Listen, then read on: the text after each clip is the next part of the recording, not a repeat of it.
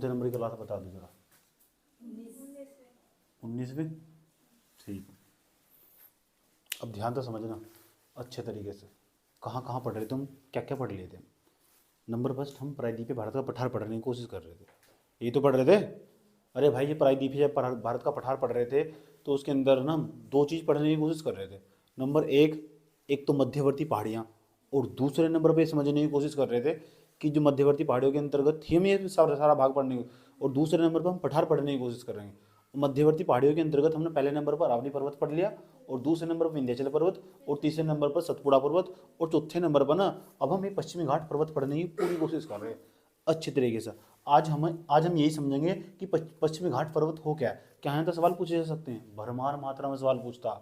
Mains का favourite topic है पश्चिमी घाट पर्वत, और पर्यावरण के लिहाज से भी, और मेंस का मैं पहले ही बता रहा हूँ, मेंस का पर्यावरण के लिहाज से भी सारे प्रश्न कराऊंगा। पहले टॉपिक पढ़ाने दो मुझे, और प्री में भी भर भर के क्वेश्चन पूछ जाते हैं यहाँ तक। समझ में आ बात है। इसकी महत्ता को मैं इस प्रकार समझा सकता हूँ, क्यों? अब मैं तुम्हें कुछ फैक्ट बताऊंगा तब इसकी महत्ता समझ में आ गई तुम्हें। ये ना पश्चिमी घाट पर्वत, ये प्रायद्वीपीय भारत का पठार, ये उसके पश्चिम में पड़ता तो इसे हम पश्चिमी घाट पर्वत कहते हैं। पश्चिमी घाट पर्वत जो नाम दिया गया, इसे संस्कृत भाषा में सह्याद्री भी कहते हैं। सह्याद्री या आगा जरूर देखो, मैं यहाँ लिखा हुआ अभी पश्चिमी घाट पर्वत या सह्याद्री। जो अंदर नाम लिखे मैंने, बहुत होच पोच की स्थिति हो रही होगी। जितना सिर्फ मैं बताऊं उतना ही याद रखना, और क्रम वाइज जितना भी डाटा मेरे द्वारा लिखा गया वो सारा तुम्हारे अंदर आज तुम्हारे सब समझ में आ जाने वाला। मेन चीज एक ही होगी, रिविजन। समझ में आ बात है। और मैं बार बार बोल दूंगा, और मैं तुम्हारे यहीं कहीं याद करवाऊंगा। समझ में आ बात है, ठीक? क्योंकि यहाँ तो जो इंपॉर्टेंट क्वेश्चन पूछे जाएंगे ना, तो इंपॉर्टेंट क्वेश्चन तुम याद करवा दीजिएंगे पहले से ही। जैसे कोई सबसे ऊंची चोटी हुई, समझ में आया बात, या कोई वहाँ से निकलने वाली नदी हुई विशेष तौर पर, समझ में जहाँ जहाँ तक भी जो पीढ़ी के पर्सन बनते होंगे वो तुम विशेष तौर पर साथ साथ याद करवाए जाएंगे। इतनी बात बता दो, समझ में आई नहीं जाएगी। अब हम समझते हैं यार, ये जो पश्चिमी घाट पर्वत है इतना महत्वपूर्ण क्यों है? जितनी मध्यवर्ती हम पहाड़ियाँ पढ़ रहे हैं ना, उनमें सबसे महत्वपूर्ण है। अरावली पर्वत भी इतना महत्वपूर्ण नहीं है, सतपुड़ा पर्वत, विंध्याचल पर्वत भी इतना महत्वपूर्ण है परीक्षा के लिहाज से। अगर परीक्षा देखोगे तो इस पर ना लगभग 2 बार सवाल पूछ लिया पश्चिमी घाट पर्वत पर, मेंस के अंदर पूछ लिया, और आराम से लिख सकते हो तुम, बहुत अच्छा लिखोगे। समझ में बात है। पहले मैं पीढ़ी के सारे फैक्ट पढ़ाऊंगा, उसके बाद में मेंस में आए हुए प्रश्नों की चर्चाएं करूंगा, और बताऊंगा तुम कैसे लिख सकते हो उन प्रश्नों को, इतना डाटा पढ़ने के बावजूद। समझ में आ बात है, ठीक? अब सवाल है, ये जो पश्चिमी घाट पर्वत है जिसे हम सह्याद्री के नाम से जानते हैं, इसका विस्तार कहाँ से कहाँ तक है एक बार ये देख लेते हैं। सबसे पहले हम विस्तार की चर्चाएं करते हैं, उसके बाद मैं तुम इसे क्यों पढ़ रहे, इस पढ़ने के हम किसी चीज़ को क्यों पढ़ते हैं, क्यों हम IAS के पीछे भाग रहे, क्यों चाहिए हम IAS? उसके कुछ इंपॉर्टेंस होगा, महत्ता होगी उसकी, समाज में तुम्हारी प्रतिष्ठा बढ़ने वाली, इसलिए IAS चाहिए। IAS क्यों बनना? वो इसलिए बनना कि दुनिया में भारत के अंदर सबसे नंबर 1 की नौकरी भाई है, नौकरी नहीं तो सर्विस एक टाइप की, इसलिए हम IAS बनना, क्योंकि तुम उसकी इंपॉर्टेंस पता, तुमने भी यूट्यूब पर वीडियो देखे थे, आया समझ में, और अच्छे अच्छे उनके फीचर्स देखे थे तुमने, पब्लिसिटी देखी थी, समाज के अंदर प्रतिष्ठा देखी थी तुमने, इसे तुम्हें उसकी महत्ता पता, और थोड़ी महत्ता पता, सही महत्ता तुम्हें वास्तव में पता ही नहीं तुम समझ, तुमने बस उसकी हल्की हल्की संवेदनशीलता को परख लिया, क्योंकि तुम्हें उसकी महत्ता पता, इसे तुमसे बनने की कोशिश कर रहे हो। अरे भाई, सह्याद्री पर्वत को तुम पढ़ना चाह रहे हो तो सह्याद्री पर्वत की महत्ता पता होनी चाहिए पहले, इसका इंपॉर्टेंस, इसकी जैव विविधता से लगा जा सकता, इसका इंपॉर्टेंस ना इसकी जैव विविधता से लगा जा सकता, इसकी महत्ता इसकी जैव विविधता समझी जा सकती है। पूरी दुनिया में ना 39 हॉट स्पॉट है पूरी दुनिया में, उसमें तो 4 भारत के अंदर है। अब आप पूछोगे मेरे तो ये हॉट स्पॉट क्या हो, इसे थोड़ा आसान भाषा में सरल करके थोड़ा पेश करिए, तो मैं इसे आसान भाषा में सरल करके पेश करने की कोशिश करता हूँ।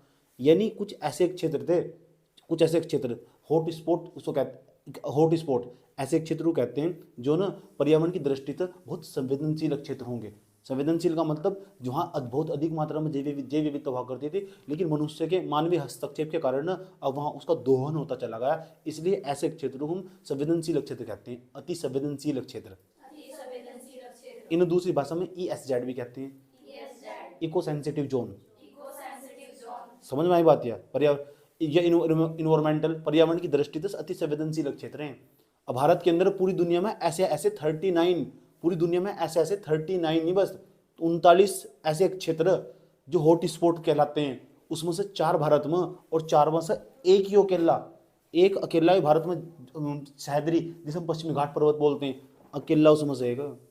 इसकी महत्ता इतनी बातें नहीं लगाई जा सकती, इसका मैं क्यों रखा, क्योंकि बहुत अधिक मात्रा में जैव विविधता, इतना ही नहीं, इसकी जैव विविधता को संरक्षित करने के लिए पूरी दुनिया में यूनिक, इसकी जैव विविधता को संरक्षित करने के लिए इसकी महत्ता को वर्ष 2012 में ये समझा गया, वर्ष 2012 में इसकी महत्ता को समझा गया।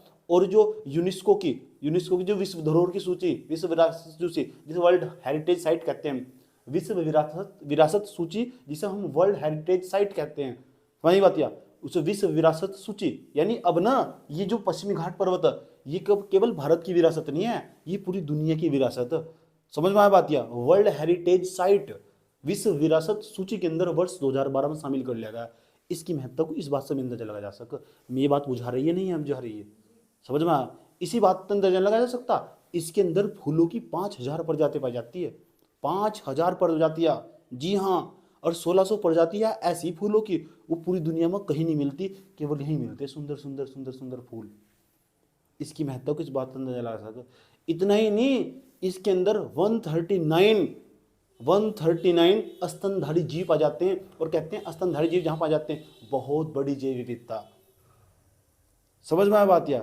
इतने नहीं, अनेक प्रकार के बहुत 200 कुछ प्रकार के 200 समथिंग 200 के आसपास अलग प्रकार के पक्षी पाए जाते हैं ऐसे। और चिड़िया भी, जो चिड़िया तुम्हारे यहाँ तक खत्म हो चुकी है, ये छोटी छोटी चिड़िया हुआ करती थी, उनको वे अब इस सब क्षेत्र में रहती हैं आज भी।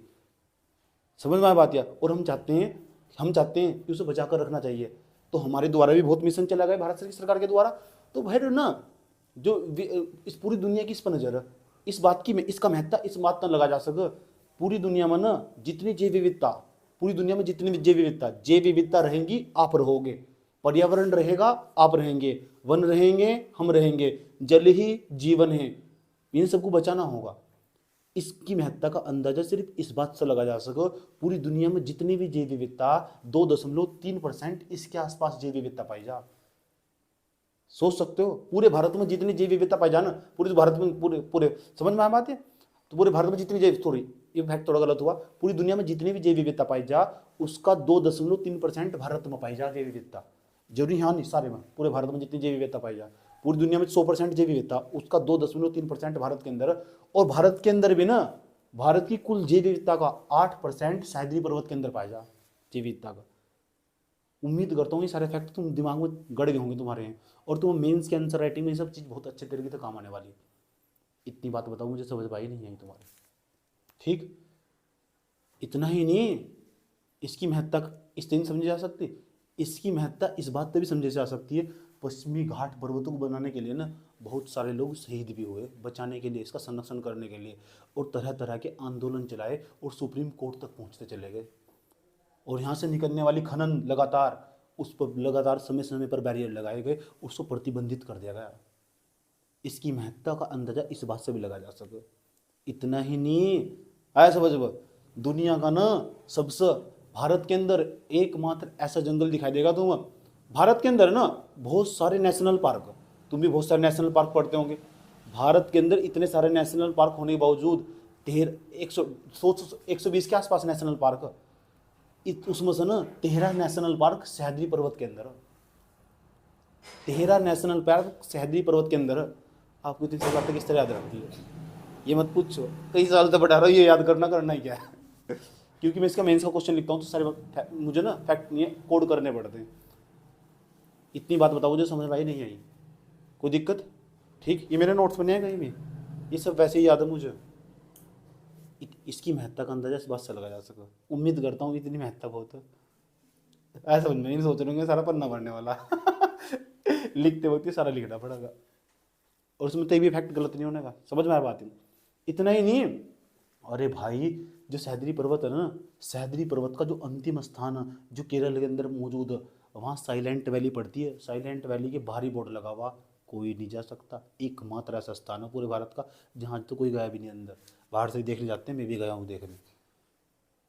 समझ आई बात? ये साइलेंट वैली, अंदर कोई नहीं गया आज तक, सूर्य की किरणें भी प्रवेश नहीं कर पाती वहाँ, इतना घना जंगल है। समझ में आया बात है? इतना घना जंगल है, बड़ी बड़ी लताएं ना, बहुत सुंदर लंबे लंबे पेड़ पाए जा, बहुत लंबे लंबे पेड़ पाए जा साइलेंट वैली में। शांत घाटी, मूक घाटी भी कहते हैं उसे, मूक कह दो, शांत घाटी कह दो, साइलेंट वैली कह दो। ऐसे ऐसे ना जो बेल हो ऑक्सीजन लेने के लिए ऊपर चली जाती है, लंबी लंबी बेले बेले पाई जाती है, चाहे तो तुम उन्हें पकड़ कर झूल सकते हो, सच में ही तिज्जो में ही बना सकते हो तुम। ठीक, इसकी महत्ता का अंदाजा इस बात से भी लगा जा सके, पूरे भारत के अंदर सबसे पहला बायोस्फीयर रिजर्व जैवमंडल आरक्षित क्षेत्र नीलगिरी आरक्षित क्षेत्र, नीलगिरी ये पहला जैवमंडल आरक्षित क्षेत्र। और पूरे भारत का अंदर, पूरे भारत का सबसे बड़ा जैवमंडल आरक्षित क्षेत्र ये हुई है, वो भी पश्चिमी घाट पर्वत के अंतर्गत ही आता। बधाई हो तुम। पूरे भारत का सबसे बड़ा जैवमंडल आरक्षित क्षेत्र, जीवों के रहने वाला आरक्षित क्षेत्र, जीवों के रहने बायोस्फीयर रिजर्व, इसका मतलब क्या हो, जीवों के रहने के लिए एक विशिष्ट स्थान, जहाँ मनुष्य कॉलोनी नहीं बना सकता, जहाँ मनुष्य घर नहीं बना सकता, मनुष्य अपने आवास स्थल नहीं बना सकता। तुम्हारी लाइन खींच दी गई, भागो तुम, यहाँ तुम ट्रेन नहीं चला सकते, बिजली नहीं चला सकते, उसे जैवमंडल आरक्षित कर क्षेत्र बोलते हैं। बुझा रहा है, समझ में आया बात? ये तो ज़्यादा इंपॉर्टेंट है, अब तो पढ़ा दो उसके बारे में। नहीं नहीं, इसकी महत्ता का अंदाजा इस बात से भी लगा जा सके, यहाँ कुछ ऐसी जनजातियाँ रहती है जो भारत सरकार के कानून नहीं मानती। हाँ, एक जनजाति का जिक्र कर रहा हूँ, यहाँ सबसे लास्ट में रहती है, इलायची पहाड़ियों पर रहती है, इलायची पहाड़ियों का इसको सॉरी यहाँ रहती है, इसमें अन्नामलाई की पहाड़ियों में सबसे नीचे, उसका नाम है टोडा जनजाति। टोडा। अब आप सोच रहे होंगे ये जनजाति, इसकी खास बात क्यों है? पांडव के बारे में जानकारी है? पांडव की कहानी पढ़ी किसने? पांडव थे ना जो 5 भाइयों ने एक ही औरत से शादी करी थी, पता होगा? कितने पता है बात? समझ आएगी बात? नाम भी बताओ, क्या नाम था उसका? 5 भाई।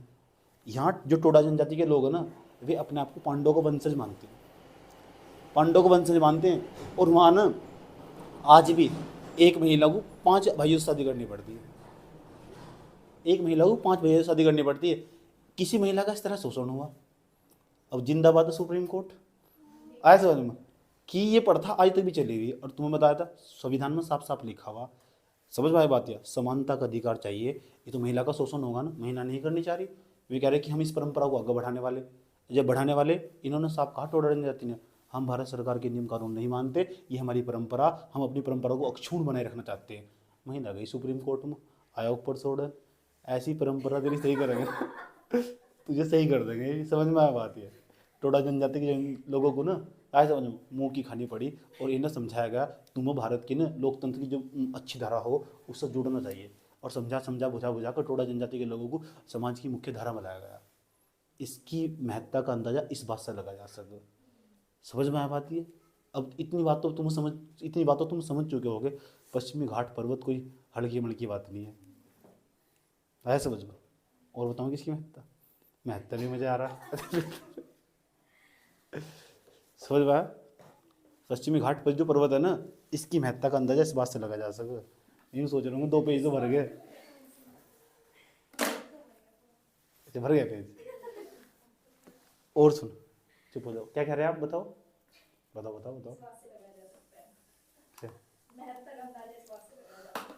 पश्चिमी घाट पर्वत लगभग 1600 किलोमीटर की लंबाई में फैला हुआ। कितने की? 1600। कंदरमुई, यहाँ दर्रा पड़ता है एक, जहाँ ताप्ती नदी बहती है, यहाँ दर्रा पड़ता है, कंदरमुई। कलमुई नहीं, कंदरमुई। अलग अलग नाम से भी जानते हैं स्थानीय भाषा में से। मेरे द्वारा जो नाम पढ़ा गया यही है, कंदरमुई है। कंदरी भी लिखा हुआ कहीं की किताबों में।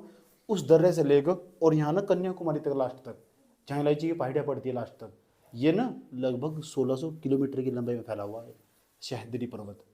कौन सा पर्वत? सह्याद्री पर्वत। समझ में आ बात है? मेरे द्वारा जितने फैक्टर तुम्हें एक ही बार बताए गए होंगे, इतना उम्मीद है तुम्हारे सारे याद हो गए होंगे, लेकिन क्रम वाइज नहीं बता सकते इस तरह। इतनी बात बताओ, समझ में नहीं आई?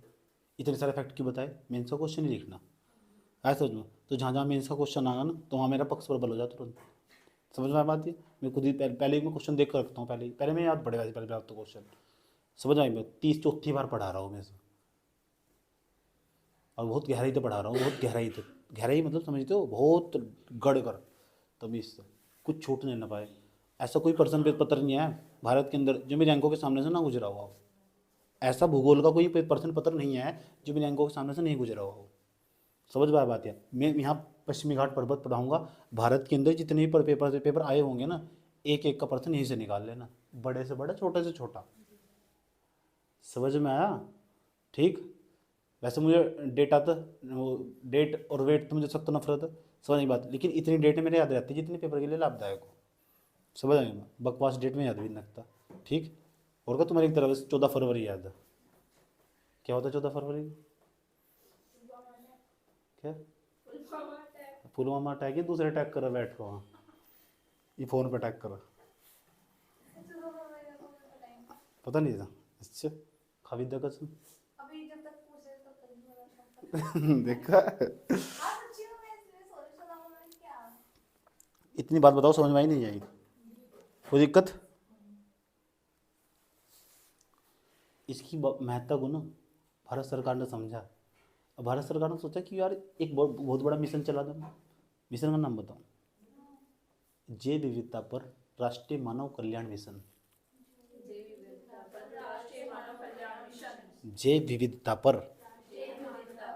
राष्ट्रीय मानव कल्याण मिशन भारत सरकार के द्वारा चला गया है प्रोग्राम है, कार्यक्रम चलाया गया ताकि इसकी महत्ता को समझा जा सके। समझ में आई? बुझा रहा है? ठीक, तो इसका मतलब खतरनाक चीज़ है। तो अब सवाल है इसे हानि कैसे पहुंच रही? अरे भाई इसके बारे में इसलिए भी पढ़ना जरूरी, इसमें सिर्फ फैक्ट नहीं याद करने, इसे ये भी इसलिए भी पढ़ना जरूरी, इसके अंदर जबरदस्त मात्रा में माइनिंग हुई, खनन क्षेत्र में काम हुआ। जब खनन क्षेत्र में काम हुआ तो बीच बीच में जो ऐसा ये जो अपशिष्ट पर्वत की भांति बनता चला जाएगा, जैसे अरावली पर्वत उसका, विंध्याचल पर्वत का और जो अरावली पर्वत का नुकसान हुआ। समझ में बात है? इसलिए बहुत सारे लोगों ने, बहुत सारे पर्यावरणविद इस घाट को बचाने के लिए, पश्चिमी घाट पर्वत को बचाने के लिए भांति भांति प्रकार के आंदोलन चलाए। समझ आई बात? जिसे हम पर्यावरण मंत्रालय कहते हैं ना, पर्यावरण मंत्रालय ने बीच में अड़चने पैदा कर देता। बहुत सारी संस्थाएं बनाई गई भारत सरकार के द्वारा, ये बड़ी अड़चने पैदा कर देती है, मामला जाता सीधा सुप्रीम कोर्ट में। समझ में आ बात है? क्योंकि जो मंत्रालय और जो एनजीटी बनाया गया, जैसे एनजीटी बनाया गया था 2010 में, नेशनल ग्रीन ट्रिब्यूनल, राष्ट्रीय हरित प्राधिकरण, ये बनाया गया था, ये भी बीच में अड़चने पैदा कर देता समय समय पर। समझ में आ बात है? ये भी समय समय पर अड़चने पैदा कर देता। तो असली जो पढ़ाई हो ना वो मौखिक ज्ञान वाली पढ़ाई हो पहले। समझ आई? फिर अब चलते हैं फैक्ट की तरफ।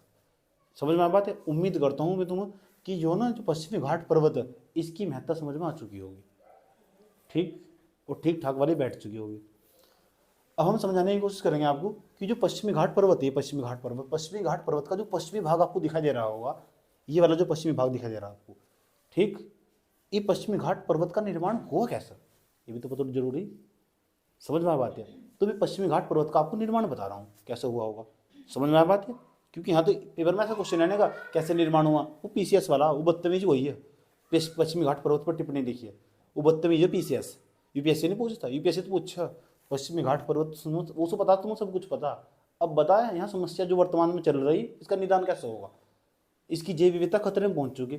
अब बता सरकार के द्वारा कौन से प्रयास किए गए और वे प्रयास विफल क्यों हुए, और उन्हें बचाने के लिए अब कौन सा काम करना चाहिए? तू बता, तुमसे पूछेगा, तुम इतने होशियार हो, सब पता तुम। बात समझ में आया बात? ये यूपीएससी पर सुनो मंत्र, और पीसीएस क्या पूछेगा? अच्छा पीसीएस एसडीएम में और डीएम मंत्री तो होगी, होगा तो होगा ही, यही तो होगा। वो पूछेगा सह्याद्री पर्वत के बारे में क्या जानते हो, 100 वर्ड लिख दो। आया समझ में? ये सह्याद्री पर्वत वाला, लेकिन वो भी मैंने लिखने का, जो पीसीएस वाला वो भी साथ साथ बता रहा हूँ मैं तुम्हें, और यूपीएससी वाले को तो मैं ठीक ठाक तरीके से बता के चलो एक्सप्लेन करके। ये पीछे इससे पहले मैंने शुरू में तो लेक्चर दिया ना जिसमें तुम्हें मजा आ रहा था पूरा का पूरा, नए नए फैक्ट पता चल रही जानकारी, ये समझ जाओ यूपीएससी में आराम से घुसा सको तुम सारा फैक्ट में। ठीक, अगर कहीं पता करना हो पश्चिमी घाट पर्वत की महत्ता को समझाइए, तो सारे पॉइंट लिख सकते नहीं सकते, तो बता तो दिए मैंने तुम्हारे पॉइंट कितनी महत्ता है। समझ में आ बात है? अब तुम एडिट हो सकता है एक बार कभी इन्वायरमेंट का एडिटोरियल आ जा पेपर में, तुम पढ़ रहे हो और वहाँ आ जा पश्चिमी घाट पर्वत के ऊपर और उसकी महत्ता, समझ में आ बात है, तो तुम्हारा तो दिल भर आएगा। देखिए वीडियो नंबर कौन देती उसे बैक करके वहाँ चले जाओगे उसमें। समझ में आया? अच्छा लग रहा? अब हम आपको समझाने वाले कि चलो भाई ये जो पश्चिमी घाट पर्वत है यार, इसका निर्माण हुआ कैसा, क्या बदतमीजियाँ हैं और कैसा है पर्वत ये पश्चिमी घाट पर्वत, जरा हमें दिखाओ नहीं है पश्चिमी घाट पर्वत है कैसा, बना कैसा। भाई पश्चिमी घाट पर्वत की उत्पत्ति ना लगभग 150 मिलियन वर्ष पूर्व हुई। कितनी? 150 मिलियन वर्ष पूर्व बना है पर्वत ये, और ये कगारनुमा पर्वत है। कगारनुमा पर्वत है, कगारनुमा। इस आसान भाषा में समझाने की पूरी कोशिश करता हूँ। आ जाओ, कगारनुमा पर्वत है कैसा? मान लो कोई इस तरह की कोई प्लेट थी, इस तरह कोई प्लेट थी, समझ में आई बात है। तो प्लेट में किसी भी तरह भ्रंश पड़ते हैं। कल मैंने बताया था दोनों तरफ तो भ्रंश पड़ जाए तो गोलोक पर्वत बन जा। इस बार भ्रंश एक ही तरफ तो पड़ गया, समझे नहीं क्या तुम? जो अरब सागर की प्लेट थी ना वहाँ, उसमें भ्रंश पड़ गया इस तरह, ऐसा नीचे दब गई, तो ये पर्वत नहीं बन जाएगा। जो लोग इधर खड़े हो गए नीचे, ये भाग उठा दिखा देगा आसान। यहाँ समझो, ये कोई प्लेट है, ये कोई प्लेट यहाँ दिखाई दे रही है, प्लेट ये दिखाई दे रही है क्या? ये जो प्लेट तुम्हें दिखाई दे रही होगी, इस प्लेट में ना इस बार सिर्फ ये वाला जो भाग है, ये वाला भाग, ये वाला भाग ये नीचे धंस चुका और ऐसा दिखाई देगा। फिर ये वाला भाग ऊपर उठा दिखाई देगा, ये कगार के नुमान, कगार नुमान दिखाई देगा, कगार नुमा, कगार बन गया नहीं, एक किनारा टाइप का बन चुका होगा, बन गया नहीं बन गया? तो यहाँ देखो ये कगार नुमा दिखाई देगा, ये पूरा पश्चिमी घाट पर्वत कगार नुमा। और ये पश्चिमी घाट पर्वत है ना थोड़ा थोड़ा अंदर की ओर, और यहाँ ना हल्के हल्के, समझ में ये बात यार, छोटी छोटी नदियाँ निकलती, छोटी छोटी नदियाँ, जैसे यहाँ गोवा से निकलती है मांडवी नदी, मांडवी, और इधर ही अपना जल गिराती है, उधर से भी इधर ही अपना जल गिराती है। यहाँ ना जो यहाँ हरा भरा इलाका बहुत ऐसा है, क्यों? एक तो ये कर्क रेखा के पास, उसके विषुवत रेखा के पास पड़ता नंबर फर्स्ट, क्योंकि 8 डिग्री चैनल पे तो यहाँ से 8 9 10, तो जे मैंने तो बताया था ITC-Z के अंतर्गत आ जाए, और वहाँ साल भर वर्षा होती रहती है। जहाँ साल भर वर्षा होगी तो जैव विविधता तो खुद ही खतरनाक पाई जाएगी। बुझा रहा है? अरे भाई बुझा रहा है। 8 के आसपास 9 10 11 12 13 23 तो नीचे आ गए, आए समझ में? ये तो ये पूरा का पूरा जो केरल का, कभी मैंने फोटो भेजा कल तुम्हारे ग्रुप में केरल का, कि वहाँ कितनी हरियाली रहती है। देखिए भेजा नहीं मैंने तो, अच्छा दूसरे ग्रुप में भेजते एक शायद वो, सुनो ध्यान से अच्छे तरीके से। केरल के बारे में थोड़ा सर्च करके देखना, वहाँ कितनी हरियाली, कि जो साउथ की तुमने पिक्चर देखी होगी उसकी पिक्चर के पीछे बैकग्राउंड देखो उसके, और देखते हैं हीरो पर ध्यान देखो, ऐसा मारेगा 10 उड़ जाएंगे, समझ में आया बात है? उसके पीछे की हरियाली देखो कितनी, वहाँ सदाबहार वर्षावन पाए जाते हैं, और सदाबहार वर्षावन पाए जाने का कारण सीधा भूगोल से संबंध, उसका भूगोल से जोड़ लो, से बैठ उसके पीछे का बैकग्राउंड, चारों तरफ हरियाली पाई जाएगी। और उत्तर भारत की पिक्चर की थोड़ा थोड़ा ही है, पीछे बिल्डिंग बड़ी कड़ी हुई और किरी सारा बिल्डिंग उठा के लेके जा रहा है, ऐसे समझ लो। ठीक, तो दक्षिण भारत की जो पिक्चर भी देखोगे ना, वहाँ उसमें हरियाली दिखाई देगी पीछे, एक झोंपड़ी से टाइप का घर होगा, अकेला ही, चारों तरफ पेड़ ही पेड़ लगे होंगे, हरियाली हरियाली चारों तरफ हो ऐसा। ठीक, तो इस बात पश्चिमी घाट की जो पर्वत, पश्चिमी घाट पर्वत की जैव विविधता का अंदाजा साउथ की पिक्चरों से लगाया जा सके, साउथ की पिक्चरों के बैकग्राउंड से लगाया जा सके, इसकी महत्ता को वहां से भी समझा जा सके। बात समझ में आई? बुझा रहा है? ठीक, तो भ्रंश पड़ चुका, कगारनुमा भ्रंश पड़ चुका। जब कगारनुमा भ्रंश पड़ चुका, अब मेरी बात सुनना ध्यान लगाकर, जो अरबियन प्लेट थी ना, ये अरबियन प्लेट है, अरब सागर है इधर, अरब सागर इधर, बंगाल की खाड़ी इधर, अरब सागर नीचे आपका हिंद महासागर। जो अरबियन प्लेट थी इधर की अरबियन प्लेट, अभी मैंने यहाँ कुछ नहीं बताया, जितना बताया सिर्फ इतना ही लिखना होगा, तुम्हारी मर्जी, जितना चाहे इतना लिख लो। वीडियो तो जिंदाबाद है ही, अभी मैं नहीं हटाऊंगा वीडियो, ऐसा समझ में। वीडियो में जब भी हटाऊंगा जब तुम लगभग 3 या 4 बार देख लोगे, हटा दूंगा मैं सभी, टोटल जितना डाटा पड़ा हुआ सब हटा दूंगा, समझ में आ बात है? और सब डाटा अपने ऐप पर ले आऊंगा, समझ में आ बात है? अभी तो मैं तुम्हें पूरी छूट दे रहा हूँ, इतनी बात बता दो, मुझे समझ में आई नहीं बात, क्योंकि मेरी एसिड्स हैं जो तुम्हें पढ़ा रहा हूँ मैं, ये मैंने ज्ञान कलेक्ट करा, समझ आई बात? या रात रात भर जाग जाग कर पढ़ कर तमीज अच्छे तरीके से रात रात भर मेहनत कर, समझ में बात? या इसके लिए ना, इतना समझने के लिए और इस तरह समझाने के लिए 12 साल तपस्या करनी पड़ा। कितने साल? 12 साल तपस्या करनी पड़ा। अब बताओ गौतम बुद्ध को ज्ञान की प्राप्ति कब हुई थी?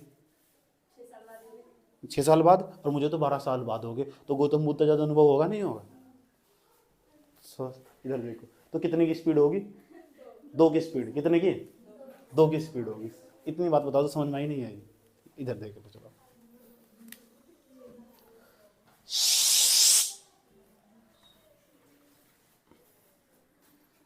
इतना ही नहीं, सुन लो ध्यान से अच्छे तरीके से। पश्चिमी घाट पर्वत का ना सुन लो, जो पश्चिमी घाट पर्वत है जिसे हम सह्याद्री भी कहते हैं, सह्याद्री संस्कृत का वर्ड याद रखिएगा, संस्कृत का, समझ में आ बात है? लेकिन देखना, यो ने जो अरब सागर था, जो अरबियन प्लेट थी, उसके अंदर ना धसन पड़ चुकी, और ये वाला भाग ऊपर उठा दिखाई देगा आपको, ये वाला भाग ऊपर उठा दिखाई देगा, पर्वतनुमा दिखाई देगा। लेकिन देखिएगा कोई ज्यादा भी ऊंचा नहीं है, ऐसा समझ में 3000 मीटर के ऊपर को चोटी नहीं है इसकी। इसकी जो औसतन ऊंचाई हो, औसतन ऊंचाई लगभग 1200 मीटर के आसपास, औसतन ऊंचाई लगभग 1200 मीटर। ये औसतन क्या हो, मैथमेटिक्स में जब पढ़ लोगे समझ में आ जाएगा। औसतन ऊंचाई यानी अगर हम मोटे मोटे तरीके निकाल लो, औसतन ऊंचाई 1200 मीटर, यानी एक ऐसे अगर आप इस फीट में कन्वर्ट कर दोगे 3900 फीट के आसपास, इसके ऊपर कोई पर्वत ही नहीं है। समझ में आ बात है? लगभग 3900 फीट के आसपास इसकी ऊंचाई है, औसतन ऊंचाई। इतनी बात बताओ, समझ में आई नहीं? कोई प्रॉब्लम यहाँ तक? अरे भाई ध्यान से सुनो अच्छे तरीके से। इसमें जो ये वाला भाग था, ये वाला भाग, इसके अंदर धसक पड़ चुकी, भ्रंश पड़ चुका, एक साइड ही भ्रंश पड़ चुका। तो जो पर्वत का निर्माण हुआ ना, इस पर्वत को हम इस पश्चिमी घाट पर्वत कहते हैं। समझ में आई बात है? इसका निर्माण अरब सागर प्लेट के भ्रंश द्वारा हुआ है। ये अरब सागर की प्लेट थी, उसके अंदर भ्रंश पड़ चुका, उसके द्वारा इसका निर्माण हुआ। ये सब लिखोगे, फिर मैं तुम्हें बताऊंगा अगर मैं तुम्हारी जगह होता तो मैं कैसे लिखता। समझ में आई बात है? अगर मैं तुम्हारी जगह होता तो मैं कैसे लिखता। समझ में आई बात है? अब तुम मेरी जगह होते तो मैं फिर तुम मेरे से किस तरह सुनते, फिर इस तरह तुमसे सुनूंगा। ठीक, समझ में आ रहा बात है? बुझा रहा है? समझ में आ रहा है? ध्यान दो अच्छे तरीके से। यह भारत के पश्चिमी तट पर भ्रंश कागार का निर्माण करता है। यह कौन? पश्चिमी घाट पर्वत। पश्चिमी घाट पर्वत भारत के पश्चिमी तट पर, पश्चिमी घाट पर्वत ही तो है, भारत के पश्चिमी तट पर कगारनुमा भ्रंश का निर्माण करता है। यहाँ कगारनुमा भ्रंश दिखाई देगा आपको। ये बात बताओ, समझ आई नहीं आई? कोई दिक्कत यहाँ तक? अब मेरी बात सुन रहे हैं ध्यान लगा के। अब ये आपका पश्चिमी घाट पर्वत, पश्चिमी घाट पर्वत भी दो भागों में बटा हुआ। Ma'am please look at me. पश्चिमी घाट पर्वत भी ना, ये पश्चिमी घाट पर्वत जो ग्रीन कलर का बनाया गया ना मेरे द्वारा, समझ में आया? जानबूझ के मेरे द्वारा ग्रीन कलर का बनाया गया ताकि आपको समझा सकूं। ग्रीन मतलब हरा, मतलब जैव विविधता। आया समझ में? ग्रीन मतलब हरा, हरा मतलब जैव विविधता। जानबूझ के ऐसे बनाता हूँ, मैं नोटंकी करता हूँ। देखा नहीं मैंने जो नीलगिरी की पहाड़ियाँ, वो नीलगिरी की नीले कलर से लिखा है, पहले मैंने ब्लैक कलर से लिख दिया जानबूझ, न तो नीलगिरी न तो नीले कलर। समझ में आया बात? है कोई दिक्कत? तो ऐसी नोटंकी करते रहता हूँ मैं, ये मुझे पहले तो याद है, बचपन से ही। समझ में आया बात? है तो 16 डिग्री जो उत्तरी अक्षांश है ना, अच्छा ये बताओ, ये पूरी की पूरी अर्थ हमारी बीच में से 0 डिग्री अक्षांश रेखा गुजरती है। इसके ऊपर जाओगे 1 degree, 2 degree, 3 degree, 4 degree, 5 degree, 6 degree, 7 degree, 8 degree. 8 degree आ नहीं आ जाएगा? और जैसे 8 डिग्री आ जाएगा तो क्या स्टार्ट हो जाएगा? भारत। तो भारत 8 डिग्री चैनल पर स्थित है, 8.4 डिग्री पे। वैसे 8.4 डिग्री चैनल पर भारत स्थित है। चैनल को अक्षांश रेखा भी कहते हैं, चैनल। कोई दिक्कत है यहाँ तक? उसके बाद 9 degree, 10 degree, 11 degree, 12 degree, 13 degree, 14 degree, 15 degree, 16 degree. जैसे 16 डिग्री आ जाएगा ना, है समझ में? इन्हें सोच रहे अगर भाई जी डांस करो कितने अच्छे लगेगा ना। हाँ, कैमरे के सामने करके दिखाऊंगा। 16 डिग्री जो उत्तरी अक्षांश, सुन लो, जो 16 डिग्री जो उत्तरी अक्षांश वो ना पश्चिमी घाट पर्वत को ना 2 भागों में बांटता। 16 डिग्री उत्तरी अक्षांश भारत के पश्चिमी घाट पर्वत को 2 भागों में विभाजित करता है। और ऊपर वाले भाग को उत्तरी सह्याद्री या उत्तरी पश्चिमी घाट पर्वत, उत्तरी सह्याद्री कह दो, मैं तो उत्तरी सह्याद्री कहता हूं। तुम क्या कहते हो? यही कहोगे, क्योंकि जो मैं कहूंगा तुम वही कहोगे ना। इसे दक्षिणी सह्याद्री कहते हैं। नाम भी लिखा हुआ, ऐसी बात नहीं है, देखो बहुत होशियार हूं। उत्तरी सह्याद्री, तीर का चिन्ह लगाया, लिखा दक्षिणी सह्याद्री। मैंने कहा था नहीं, चित्र के अंदर लिखे जाने वाले एक एक नाम का मैं विश्लेषण करूंगा। समझ में आई बात है? और मैंने कहा ये तो मेरी एसेट्स, यही मेरी संपत्ति है, परिसंपत्तियां मेरी है। समझ में आई बात? यही तो मैं तुम्हें पढ़ा रहा हूँ, तभी इससे मेहनत करता हूँ। बस मेहनत करने का शौक हो आदमी को बचपन से ही। बस सब इंसान को अलग अलग चीज़ में अलग अलग मजा आता है, किसी को पढ़ाने में, किसी को पढ़ने में, और किसी को खेलने में, और किसी को घूमने में। समझ आई बात है? और किसी को दूसरे कामों में। तो हमें इसका भी मजा आ रहा है, बस इंटरेस्ट होगा अपना। तुम्हें किस में जाओ? पढ़ने में, तो पढ़ने में ध्यान दो, क्या दिक्कत हो रही? इतनी बात बताओ, समझ में आई नहीं आई? तो बताओ, जो सह्याद्री है, जो पश्चिमी घाट पर्वत है, वो कितने भागों में विभाजित है? कितने डिग्री अक्षांश, उत्तरी अक्षांश रेखा? 16 डिग्री उत्तरी अक्षांश रेखा, जो कि कर्नाटक के उत्तरी भाग से गुजरती है। कर्नाटक के वह सह्याद्री पर्वत को 2 भागों में विभाजित करती है। ऊपर वाले भाग को उत्तरी सह्याद्री तथा नीचे वाले भाग को दक्षिणी सह्याद्री कहते हैं। बात समझ में आई? अब तुम सोचते हो यार सह्याद्री पर्वत कितने राज्यों में फैला हुआ, जरा ये भी बता दो। क्या आप इस तरह का सवाल पूछ लो? हाँ, पूछे हुए भी। गुजरात में भी फैला हुआ सह्याद्री, गुजरात से स्टार्ट हो आया समझ। गुजरात की कंदरमुई दर्रा पड़ता है, जो कंदरमुई दर्रा ना, इस तो होते हुए आप ना बंबई से कंदरमुई दर्रे से होते हुए अब यहाँ एक पड़ा थालघाट दर्रा, थालघाट जो थालघाट दर्रा ना, थालघाट दर्रे तो होते हुए ना आप मुंबई से सीधा आगरा जा सकते हो, फिर आगरा से दिल्ली जा सकते हो, थालघाट दर्रे से जा। समझ में आया बात? और वहां से लेकर नीचे दर्रा पड़ता है, उसका नाम है कंदरमुई। उससे छोटी छोटी बहुत सारी नदियाँ बहती है, वो मैं बाद में पढ़ाऊंगा, अभी मैं दर्रे भी पढ़ाऊंगा इसके अंदर आने वाले। तो यहाँ से जब चलोगे ना तुम, यहाँ से चलोगे तो यहाँ कंदरमुही दर्रे से लेकर और यहाँ तक लगभग नीचे तक लास्ट लास्ट तक जाओगे, लास्ट तक जाओगे, लास्ट तक जाओगे, लास्ट तक जाओगे, तो यहाँ तक ये लगभग कितने राज्यों में फैला होगा? 1600 किलोमीटर के आसपास इसकी लंबाई है। 1600 मीटर नहीं है, 1600 किलोमीटर है। 1600 किलोमीटर की लंबाई में फैला हुआ है, 1600 किलोमीटर की लंबाई में। और जो 1600 किलोमीटर की लंबाई में फैला हुआ है, इस वाला ये वाला भाग देखो, ऊपर वाला भाग, इसका कुछ हिस्सा ना उत्तर वाला भाग ये सह्याद्री का गुजरात के अंदर पड़ता, गुजरात के अंदर आओगे, फिर महाराष्ट्र के अंदर, महाराष्ट्र पहले गुजरात के अंदर, फिर महाराष्ट्र के अंदर। ये कालसूबाई है ना, ये महाराष्ट्र के अंदर पड़ती है, याद रखना बात है, गुजरात के अंदर नहीं पड़ती। महाबलेश्वर ये भी महाराष्ट्र के अंदर। नीचे जाओ, नीचे जाओ, नीचे जाओ, महाराष्ट्र के बाद क्या जाने वाला? महाराष्ट्र के बाद गोवा, तो गोवा के बाद क्या आएगा? कर्नाटक, कर्नाटक, कर्नाटक के बाद क्या आएगा? केरल, और केरल के बाद क्या आएगा? तमिलनाडु, तमिलनाडु। इतनी बात बता दो, मुझे समझ में आ रही नहीं आ रही? कोई प्रॉब्लम है यहाँ तक? समझ में आ बात है? तीन कितने राज्य हुए चलो बताओ? गुजरात 1, महाराष्ट्र 2, गोवा 3, कर्नाटक 4, केरल, केरल तमिलनाडु 6। तो बताओ जो पश्चिमी घाट पर्वत है ये कितने, इसका विस्तार कितने राज्यों में? कोई प्रॉब्लम है यहाँ तक? किसी छात्र को यहाँ तक कोई दिक्कत? तो पश्चिमी घाट पर्वत लगभग 6 राज्यों में फैला हुआ। कोई प्रॉब्लम यहाँ तक? अच्छा ये भी तो सवाल पूछा जा सकता, पश्चिमी घाट पर्वत का विस्तार सबसे ज़्यादा कौन से राज्य है? आया सब रास्ते में एक ही पड़ेगा राज्य, नाम क्या है उसका? महाराष्ट्र। कहाँ? महाराष्ट्र। और कौन सा? और बताओ। फिर पड़ा कर्नाटक। तो पहला महाराष्ट्र होगा या कर्नाटक होगा, इसमें मैं श्योर नहीं हूँ, तुम देख लेना। समझ में आई बात है? और यहाँ ऐसा का सवाल मुश्किल पूछेगा, ठीक है? अब तक नहीं पूछा है, अब तक नहीं पूछा इस तरह का सवाल। इतनी बात बताओ, समझ में आए नहीं आए? किसी भी एग्जाम की बात कर रहा हूँ मैं, किसी भी एग्जाम की। अब जरा एक बात बताओ जरा, जो उत्तरी सह्याद्री है ना आपका, ऊपर उत्तरी को यहाँ ये ताप्ती नदी, बता सकते हो ताप्ती नदी कौन से पर्वत से निकलती है? सतपुड़ा पर्वत। अब सतपुड़ा पर्वत भी ये बताओ कहाँ से निकलती है? मेघालय पहाड़ी। तो मेघालय पहाड़ी, महादेव की पहाड़ी तो है, बताओ। मेघालय अच्छा महादेव की पहाड़ी से निकलती है, ऐसा समझो। महादेव पहाड़ी के दक्षिण में से निकलती है ताप्ती नदी। पढ़ना नहीं जब हम क्या कर बताओ? कल का ही पढ़ाया है, कल का ही क्लास था यार, बताइए तुम। ऊपर दक्कन का पठार पड़ता है, मैम प्लीज चुप हो जाओ। दक्कन का पठार, दक्कन के पठार का दक्षिणी भाग से लेकर ना जहाँ ताप्ती नदी बहती है, ये ताप्ती नदी दक्कन के पठार के पास बैठती है। दक्कन का जो पठार है ना, वो ना ज्वालामुखी से निकलने वाले जो लावा, उसके कारण उसका निर्माण हुआ। अभी मैं पठार नहीं पढ़ा रहा, जब पठार पढ़ाऊंगा तमीज से पढ़ाऊंगा। यहाँ दक्कन पठार पड़ता है, दक्कन का पठार के दक्षिण में, आज समझो, ताप्ती नदी से लेकर और नीचे कन्याकुमारी तक ये लगभग 1600 मीटर की लंबाई फैला हुआ। और इसे 2 भागों में 16 डिग्री उत्तरी अक्षांश रहेगा। इसे 2 भागों में बांटती है, ऊपर वाले को उत्तरी सह्याद्री, नीचे वाले को दक्षिणी सह्याद्री कहते हैं।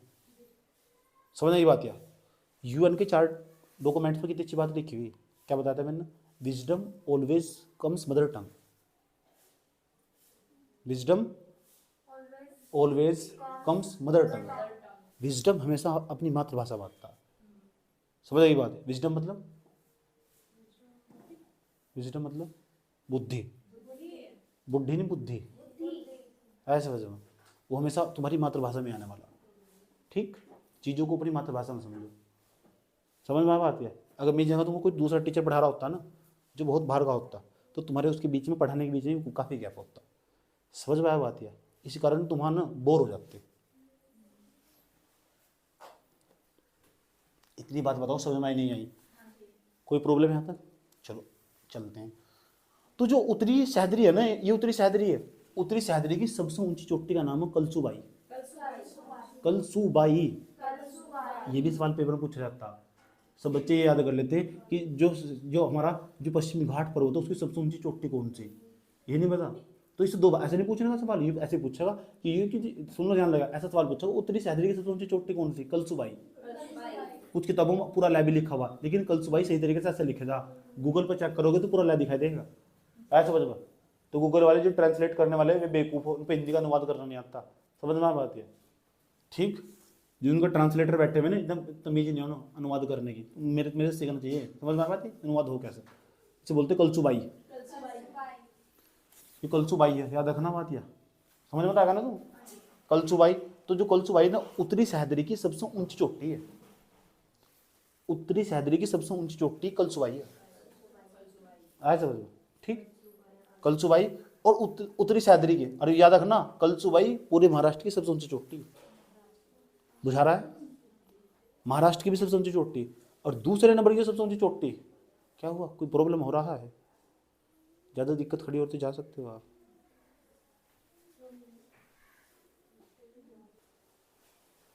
आ जाओ, तो बताओ उत्तरी जो सह्याद्री है उसकी सबसे ऊंची चोटी कौन सी?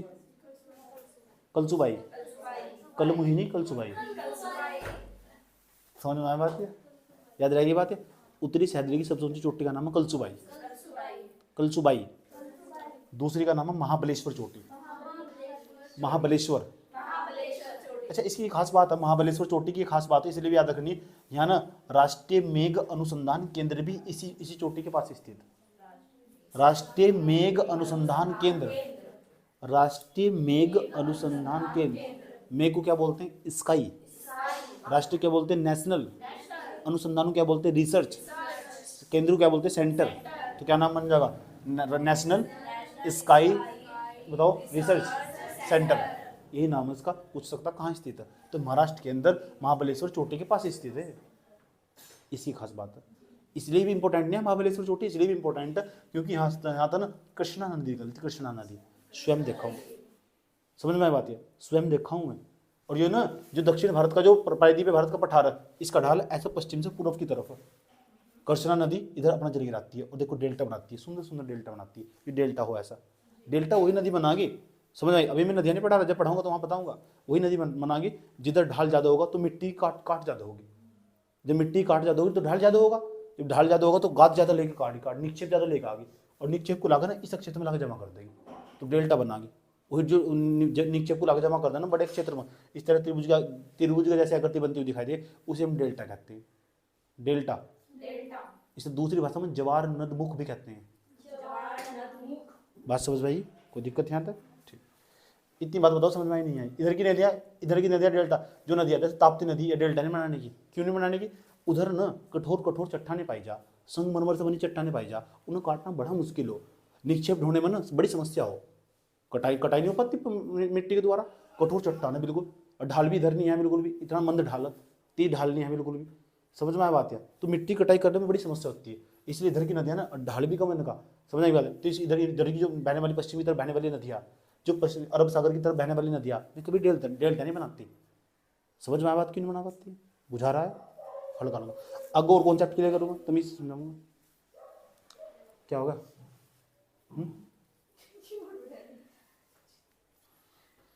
इतनी बात बताओ, समझ में आई नहीं आई? अच्छा, तो बताओ कृष्णा नदी कहाँ से निकलती है? ये जो बीच में कृष्णा नदी यहाँ से निकलती है ना, इसकी लोग बहुत पूजा पाठ करते हैं। मैंने एक स्थान ऐसा देखा, रुक, वहाँ ना लोग आते हैं और सिक्के डालते चले जाते हैं, उनकी मन्नत पूरी हो जाती है। रियलिटी बता रहा हूँ तुम, गाड़ी रोक कर सिक्के डालते हैं, और जो भी उन्हें कहते हैं ना, एक सिक्का तब डालते हैं जब मन्नत पूरी जाती है, और बड़ी मात्रा में भीड़ लगती है कृष्णा नदी का। इसका एक स्थान था, मैंने दिमाग से कर रहा हूँ क्योंकि दक्षिण भारत के नाम ही ऐसे हो।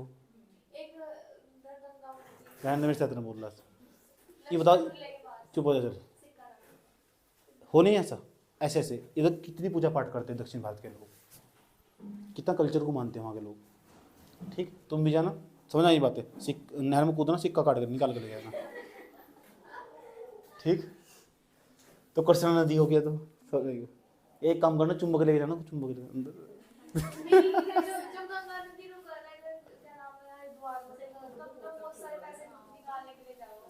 अच्छा, आप भी गए थे? तो राष्ट्रीय मेघ अनुसंधान केंद्र भी यहीं स्थित है, ये उत्तरी सह्याद्री था आपका। थोड़ा नीचे आ जाइएगा, देखो यहाँ जो दक्षिणी सह्याद्री है ना, दक्षिणी सह्याद्री की सबसे ऊंची चोटी ना, जो सबसे ऊंची चोटी उसका नाम है कुंद्रेमुख। कुंद्रेमुख, अच्छा, कुंद्रेमुख की एक खास बात है, कुंद्रेमुख के बराबर में ना एक पहाड़ी और पड़ती है, जिसे कुंद्रेमुख की जो बराबर में जो पहाड़ी पड़ती है उसे बाबा बुदनगिरी के नाम से भी जानते हैं। ये इसलिए फेमस है, ये अंग्रेज था, अब भारत के अंदर ना सबसे पहली बार ना कॉफ़ी यही लेकर आया था। हाँ, बाबा क्या नाम, बाबा बुदनगिरी, अंग्रेज था ऐसा बता। जो कॉफ़ी का व्यापारी ने सबसे पहले कॉफ़ी यही लेकर आया था, बाबा इसी जो पहाड़ी उसके नाम था। सबसे पहले कॉफ़ी कर्नाटक में होती है, सबसे कॉफ़ी भारत में कर्नाटक के अंदर। तो समझ में आ बात, या जो कॉफ़ी लेकर आया था ये लेता जो बाबा बुदनगिरी की पहाड़ियाँ यही स्थित है कर्नाटक के अंदर, जो कुंद्रेमुख है ना, पूरे दक्षिणी सह्याद्री की सबसे ऊंची चोटी है। दक्षिणी सह्याद्री की सबसे ऊंची चोटी है, याद रखिए बात है। क्या नाम है? कुंद्रेमुख। कुंद्रेमुख, जो कुंद्रेमुख है ना, उसके बराबर में बाबा बुदनगिरी की पहाड़ियां पड़ती है। बाबा बुदनगिरी की जो पहाड़ियां ना, इसकी खास बात ये है, यहाँ ना लोह एस के भंडार पाए जाते हैं। अब बड़ी मात्रा में ना कुंद्रेमुख के आसपास कॉफी का उत्पादन होता है, कॉफी का। इस बात को ना मैं अच्छे तरीके से यहाँ तुम्हें वहां समझा सकता हूँ, साइड में समझ में, वहां समझा सकता हूँ। आ जाओ इधर देखो मैम प्लीज, इधर देख लो मैम प्लीज, देख लो इधर देख लो, ये सूर्य, ये नीलगिरी की, जहाँ नीलगिरी की पहाड़ियां ना वहां भी तो मैं तो कॉफी का उत्पादन वहां इतना ज्यादा हो क्यों? अब जहाँ सूर्य की किरणें खड़ी पड़ती है ना, वहां हमेशा कॉफी का उत्पादन होगा। किसका? सूर्य की किरणें खड़ी पड़ती होगी, और जिस भाग को सूर्य की किरणें नीचे पड़ती होगी ना, वहाँ चाय का उत्पादन होगा। क्योंकि उसे ऐसा धीमा धीमी आँच चाहिए उसे चाय के उत्पादन के लिए ना, जो पौधे हो के उसे धीमी धीमी आँच चाहिए, तो इसलिए वहाँ चाय का उत्पादन हो। इसलिए जो कर्नाटक हो ना, कर्नाटक हो सर, कर्नाटक की जो पूर्वी भाग, इधर वाला जो भाग, इधर वाला भाग हो, तो जिधर ये इधर वाला भाग दिख रहा है, इधर वाला भाग, उसे बोल रहे पूर्वी भाग। तो जो कर्नाटक का जो पूर्वी भाग होगा ना, समझ में बात है, मैंने वैसे बना रखा है, याद रखना बात है। तो जो पश्चिमी भाग हो कर्नाटक का, उसमें तो चाय का उत्पादन हो, और जो पूर्वी भाग हो ना, वहाँ कॉफी का उत्पादन हो जबरदस्त मात्रा में कर्नाटक में। समझ में आई बात है? ये बात मैं अगर समझाऊंगा, नीलगिरी घाट में भी ऐसा ही है नीचे। समझ में आ बात है? ये तो मैं तुम्हें थोड़ा सा समझाया, ये कि जो सूर्य की किरणें जहाँ तिरछी पड़ती होगी ना, वहाँ ना चाय का उत्पादन होगा। किसका? चाय का। ये बात मैं कर्सी में भी पढ़ाता हूँ, जब फसलों के बारे में समझाता हूँ कि कौन कौन सी फसल कौन कौन सी जलवायु में उगती होगी। समझ में आया बात? या इतनी बात बता दो, मुझे समझ में आई नहीं आई, कोई दिक्कत यहाँ तक? चले अब एक बात और सुनो, नीचे जाओ, थोड़ा नीचे जाओ। तो बाबा बुदनगिरी पहाड़ी समझ में आई। दक्षिणी सह्याद्री की सबसे ऊंची चोटी का नाम क्या है? कुंद्रेमुख। उत्तरी सह्याद्री की सबसे ऊंची चोटी का नाम? कलसुबाई। कृष्णा नदी कहाँ से निकलती है? महाबलेश्वर चोटी से। महाबलेश्वर चोटी, महाबलेश्वर चोटी कहाँ पड़ती है? महाराष्ट्र में। कलसुबाई चोटी कहाँ पड़ती है? महाराष्ट्र में। याद रही बात है? ठीक, कोई दिक्कत यहाँ तक? जरा मुझे ये बताओ, जो कुंद्रेमुख उसके बराबर में कौन सी पहाड़ है? बाबा बुदनगिरी। याद पता लग गया ना? कॉफी जो का उत्पादन है ना, कॉफी के लिए प्रसिद्ध है। ये पहाड़ी कॉफी के लिए प्रसिद्ध है। यहाँ आया समझ में? यहाँ ना लोहे, इस बाबा बुदनगिरी पहाड़ी में लोहे इसके भंडारी पाए जाते हैं। लोहे के जो है इसको, लोहे के इसको का नाम बताइए करो। तो हेमेटाइट, मैग्नेटाइट, आया समझ में? बॉक्साइट है, लोहे का है इसका। मतलब साइंस ही पढ़कर खो दिया, साइंस ही पढ़कर खो दिया। ठीक करा, बीए में एडमिशन ले लिया। आया समझ में? कोई दिक्कत यहाँ तक? हेमेटाइट का सूत्र बताना कोई? Fe2। अच्छा, मैग्नेटाइट का? ठीक है, ये डंडा बजा याद करवाए थे, अब तक याद है।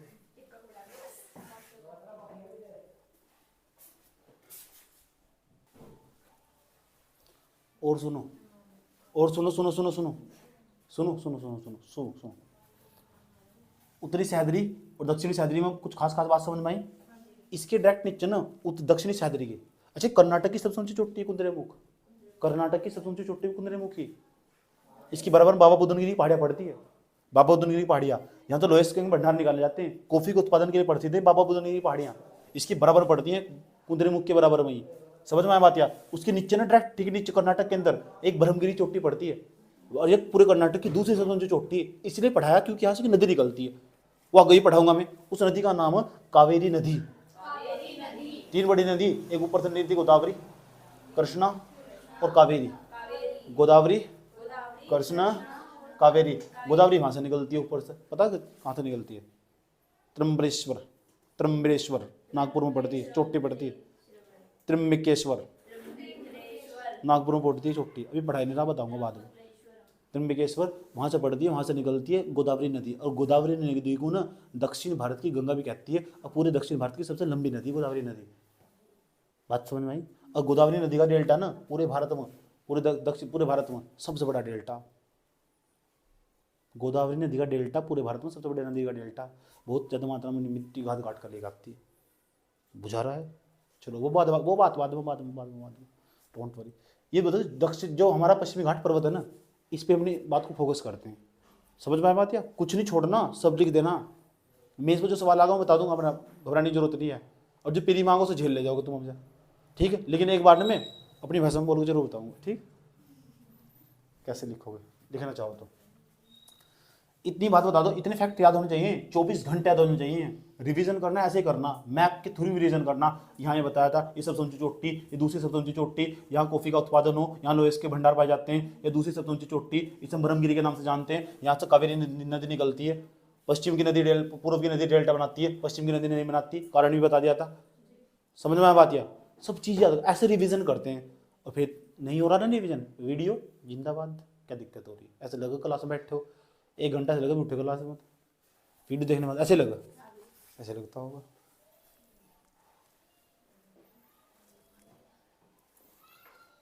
इतना ही नहीं, ध्यान तो सुनो, लेकिन इस बार तो मैं लास्ट पढ़ा रहा हूँ, इसके बाद मैं कभी जियोग्राफी नहीं पढ़ाऊंगा, लास्ट मेरा।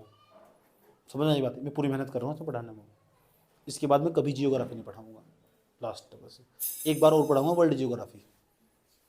समझ में आया बात? उसको भी सारे लेक्चर रिकॉर्ड करूँगा, वर्ल्ड जियोग्राफी पढ़ाऊंगा।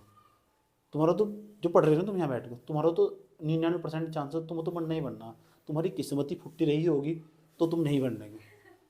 समझ आई बात? है तुम्हारा तो बनना ही बनना, क्योंकि अगले बच्चे में फिर पढ़ाऊंगा, तुम फिर यहीं बैठोगे। समझ नहीं बात? इन्हें पता होगा उत्तरी सैदरी में आने वाला, दक्षिणी सैदरी में, फिर मैं सारा बदल दूंगा। हाँ जगह ही थोड़ी, अनुभव हो जाएगा बस। और जिंदगी इंसान दुनिया में सब चीज़ प्राप्त कर सकता, क्या नहीं प्राप्त कर सकता? अनुभव। समझ नहीं बात है? अगर तुम सोनू बनना तो कितने साल लगेंगे? 12 साल। 12 साल की तो नहीं, 12 साल की तपस्या करनी पड़ती है। समझ में आया बात? इतनी बात बताओ मुझे, समझ में ही नहीं आई। बस पढ़ने का अलग अलग पढ़ने की कलाकारी हो, उसमें ना एक इंटरेस्ट हो, बस बचपन से पढ़ने का। अभी भी नहीं बचपन से आव, हम जिस इन्वायरमेंट में रहोगे ना उससे सीखो, बस जैसे पर्यावरण में रहोगे ना, बस मेरे चारों तरफ माहौल ही ऐसा। समझ में आया बात? या मेरे चारों तरफ किताब दिखाई देगी, तुम इधर तो चले गए, फिर बच्चे चले आए इधर, मेरे माहौल ही ऐसा, तो मैं क्या करूँ? मुझे पढ़ने के अलावा कुछ आता ही नहीं। समझ नहीं बात है? थोड़ी बहुत ही कॉमेडी कर लेता हूँ, एक्टिंग का मुझे बचपन से शौक था, वो तुम्हारे सामने कर लेता हूँ। समझ में आया बात है? कोई दिक्कत? एक्टर तो बन नहीं पाया, नहीं तो मेरी बचपन से इच्छा थी मैं कैटरीना कैफ के साथ एक पिक्चर बनाऊँ। समझ में? इधर देख लो, इधर देख लो, इधर देख लो, इधर देख लो।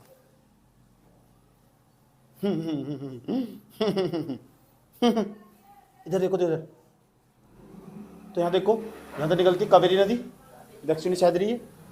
अच्छा यहाँ तो इसका क्या नाम है? ब्रह्मगिरी। ब्रह्मगिरी इसे हम पुष्पागिरी के नाम से भी जानते हैं। ब्रह्मगिरी को हम पुष्पागिरी भी कहते हैं, याद रही बात है? पुष्पागिरी। थोड़ा नीचे जाओ थोड़ा और, अब यहाँ का जो पहलू समझने वाला है ये बड़ा खतरनाक है। अभी मैंने तुम्हें सैदरी के बारे में सब कुछ समझा दिया, लेकिन जैसे सैदरी के नीचे जाओगे ना, हाँ, तो एक तुम्हें गांठ दिखा देगी, पर्वत नहीं है, पर्वतों की एक गांठ दिखा देगी, और वहां तक 3 प्रकार की पहाड़ियां निकलती होगी, 3 प्रकार की छोटी छोटी पहाड़ियां निकलती है। इसके बाद ना ऊपर से लेकर नीचे तक 1600 किलोमीटर में जो सैदरी पर्वत है ना, पूरा का पूरा निरंतर अवस्था में दिखाई देगा, लेकिन बीच में लास्ट में जाकर ना इसका क्रम टूट जाता है। और यहाँ ने एक बहुत अच्छी पर्वत की ग्रंथि पाई जाती है। अब पर्वत की ग्रंथि, जैसे मैंने पामीर का पठार समझाया था, तुम पामीर का पठार, तिब्बत का पठार समझाया था, वहाँ तो 3 पर्वत श्रृंखलाएं निकलती है। कुनलुन समझाया था, कुनलुन पर्वत श्रेणी ऊपर चली जाती है, इधर चली जाती है। समझ में आती है? इसी तरह मैं तुम्हें समझाने की कोशिश कर रहा हूँ कि यहाँ भी ना 3 पर्वत श्रृंखलाएं निकलती है, और तो मैं यहाँ अच्छे तरीके से समझाने की पूरी कोशिश करता हूँ। और यहाँ जूम करके समझाऊंगा कि कहाँ कहाँ कौन सी पर्वत श्रृंखलाएं निकलती है, और कौन कौन से भाग की क्या क्या विशेषता, उसके बारे में तुम्हें समझना होगा। अभी मैंने ना ऊपर का जो सैदरी वाला भाग है वो समझा चुका मैं। अब जो सैदरी के भाग है ना, बीच इसका क्रम टूट जाता, और जो क्रम टूट जाता, कर्नाटक यहाँ तक चला है, याद रखना बात है, कर्नाटक फैला हुआ। और जो नीचे ना पूरी एक पर्वत श्रृंखला का, जो सैदरी पर्वत की ही पर्वत श्रृंखला कुछ भाग आ जाता है, जिसे नीलगिरी पर्वत के नाम से जानते हैं। नीलगिरी पर्वत देख रहे मैप के अंदर जो डार्क बनाया गया है मेरे द्वारा, इसे हम नीलगिरी की पहाड़ियाँ कहते हैं, नीलगिरी की पहाड़ियाँ। और इसमें तो 3 पहाड़ियाँ निकल जाती है, नीलगिरी की पहाड़ी में 3 पहाड़ियाँ निकल जाती है। नंबर 1 जो निकल जाती है, इसके अंदर से एक शाखा और छूट जाती है, जो उसे अलग करती है, उस दर्रे का नाम है पालघाट दर्रा, और इस पहाड़ी का नाम है अन्नामलाई की पहाड़ी, या नीलगिरी में नीचे छूट चुकी। और एक पूर्व की तरफ चली गई पहाड़ी टूट कर, समझ में आई बात, उसका नाम है पालनी की पहाड़ी। और एक नीचे दक्षिण में चली गई, उसका नाम है इलायची की पहाड़ी या कार्डमम की पहाड़ी। 3 पहाड़ियां टूट गई, तीनों का नाम याद रखना। और चौथी का नाम सबसे ऊपर जो, उसका नाम नीलगिरी की पहाड़ी। चलो नाम बताओ, नीलगिरी की पहाड़ी, अन्नामलाई की पहाड़ी। तो नीलगिरी की पहाड़ी जो अन्नामलाई की पहाड़ी जो अलग करती है नीलगिरी, उस दर्रे का नाम बताओ क्या? पालघाट दर्रा। याद रही ये बात है। मैंने यहाँ देखो दर्रा बनाया हुआ, तीर का चिन्ह खींच के लिखा हुआ पालघाट दर्रा, पालघाट दर्रा। देख लो उसके अंदर दिखाई दे रहा, नहीं दे रहा, हाँ दिखाई दे रहा, फालतू मत बोलो। कौन सा दर्रा है? पालघाट दर्रा। ऊपर कौन सा पर्वत है? नीलगिरी। कौन सा? अन्नामलाई की पहाड़ी, अन्नामलाई। इधर को, इधर पूर्व की तरफ कौन सी पहाड़ी? पालनी की पहाड़ी। आज समझ में। नीचे कौन सी पहाड़ी? इलायची की पहाड़ी, इलायची की। किसकी पहाड़ी? सच में इलायची पाई जाती है यहाँ, सच में, सच्ची। ऊपर कौन सी पहाड़ी? नीलगिरी। नीचे कौन सी पहाड़ी? अन्नामलाई की पहाड़ी। बीच में कौन सा दर्रा? पालघाट दर्रा, केरल के अंदर है। समझ में आया बात है? केरल तमिलनाडु के कुछ जिले जोड़ता। तो इधर इधर चले जाओ, इधर साइड में कौन सी? पालनी की पहाड़ी। नीचे कौन सी? इलायची की। कोई दिक्कत यहाँ तक? अब मैं ना एक एक को उठा रहा हूँ और उसकी पूरी विशेषता बताता हूँ। पहले मैं उठा रहा हूँ नीलगिरी को, और नीलगिरी को यहाँ बना रहा हूँ, तुम जूम आउट करके। ये वाला नीलगिरी मैं यहाँ बनाने की पूरी कोशिश कर रहा हूँ, समझाऊं? अरे भाई मैं नीलगिरी यहाँ बनाने की कोशिश कर रहा हूँ, और क्यों ना मैं इधर समझा दूँ, मैंने लिख तो रखा है साफ साफ, ऐसे बता। चलो यहाँ ही समझा देता हूँ, वो मिटेगा ना, इस टाइप का दिखा देगा तुम्हें। इधर ठंड लग रही, मार करूँगा यार आज, ठंड तो जिंदगी में आनी है।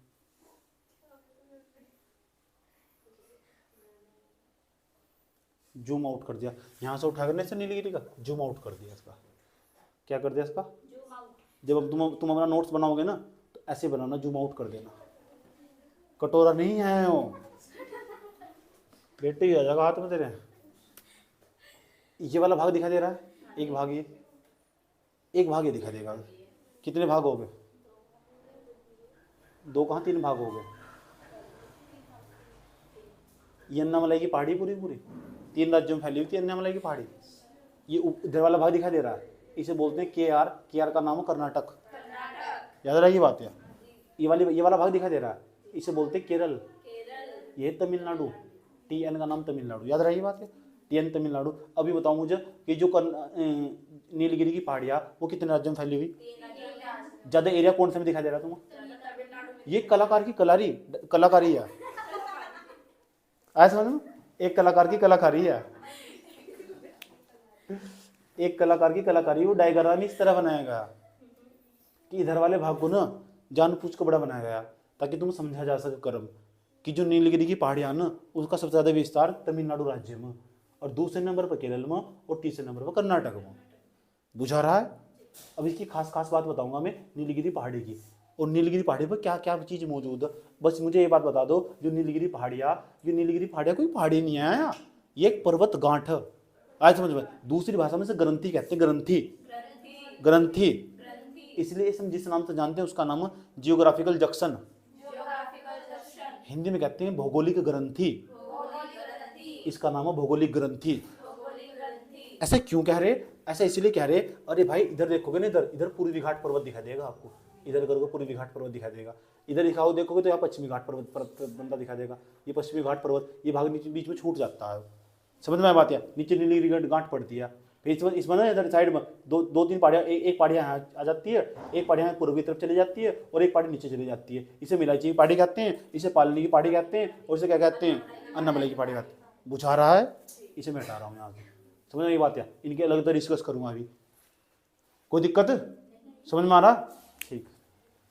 बताओ कि जो नीलगिरी की पहाड़ी हो, नीलगिरी की पहाड़ी क्या एक कोई पहाड़ी है? नहीं, यह पर्वत गांठ है, पर्वत गांठ।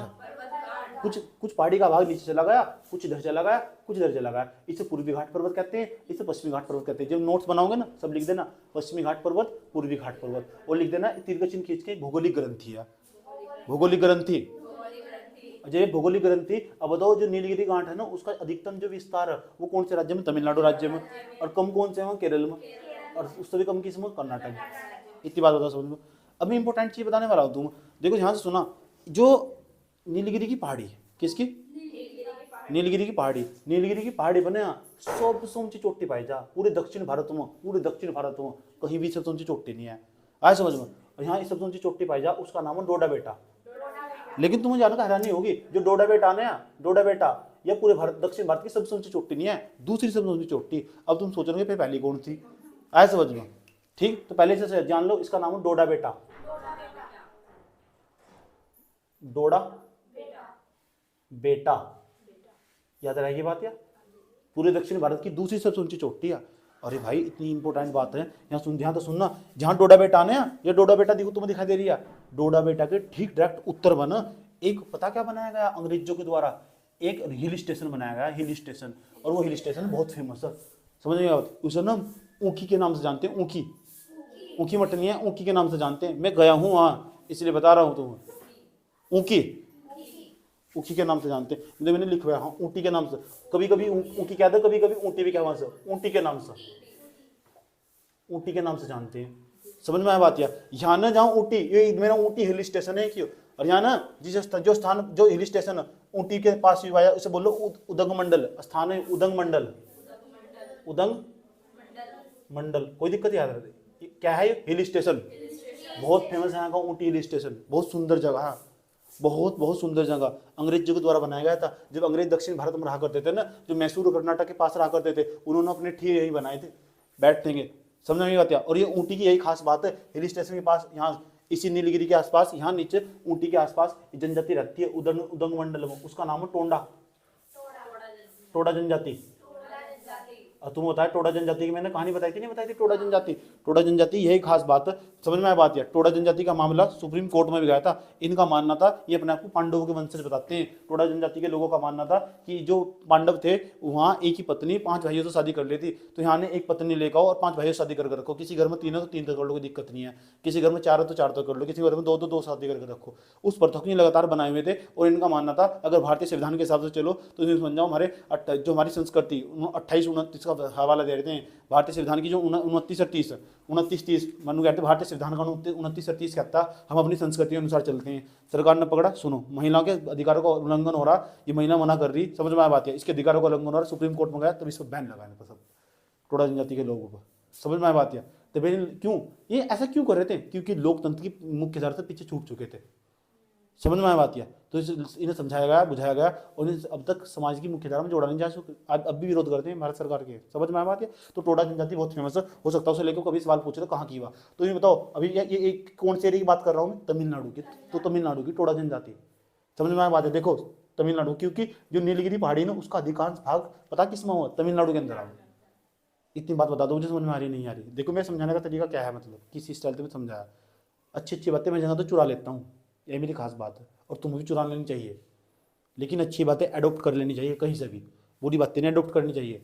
इंसान निगेटिव बातें ज़्यादा एडोप्ट करते हैं, अच्छी बातें बहुत कम एडोप्ट करते हैं, और अच्छा इंसान वही हो जो अच्छी बातें एडोप्ट करता हो, समझ में आया बात है।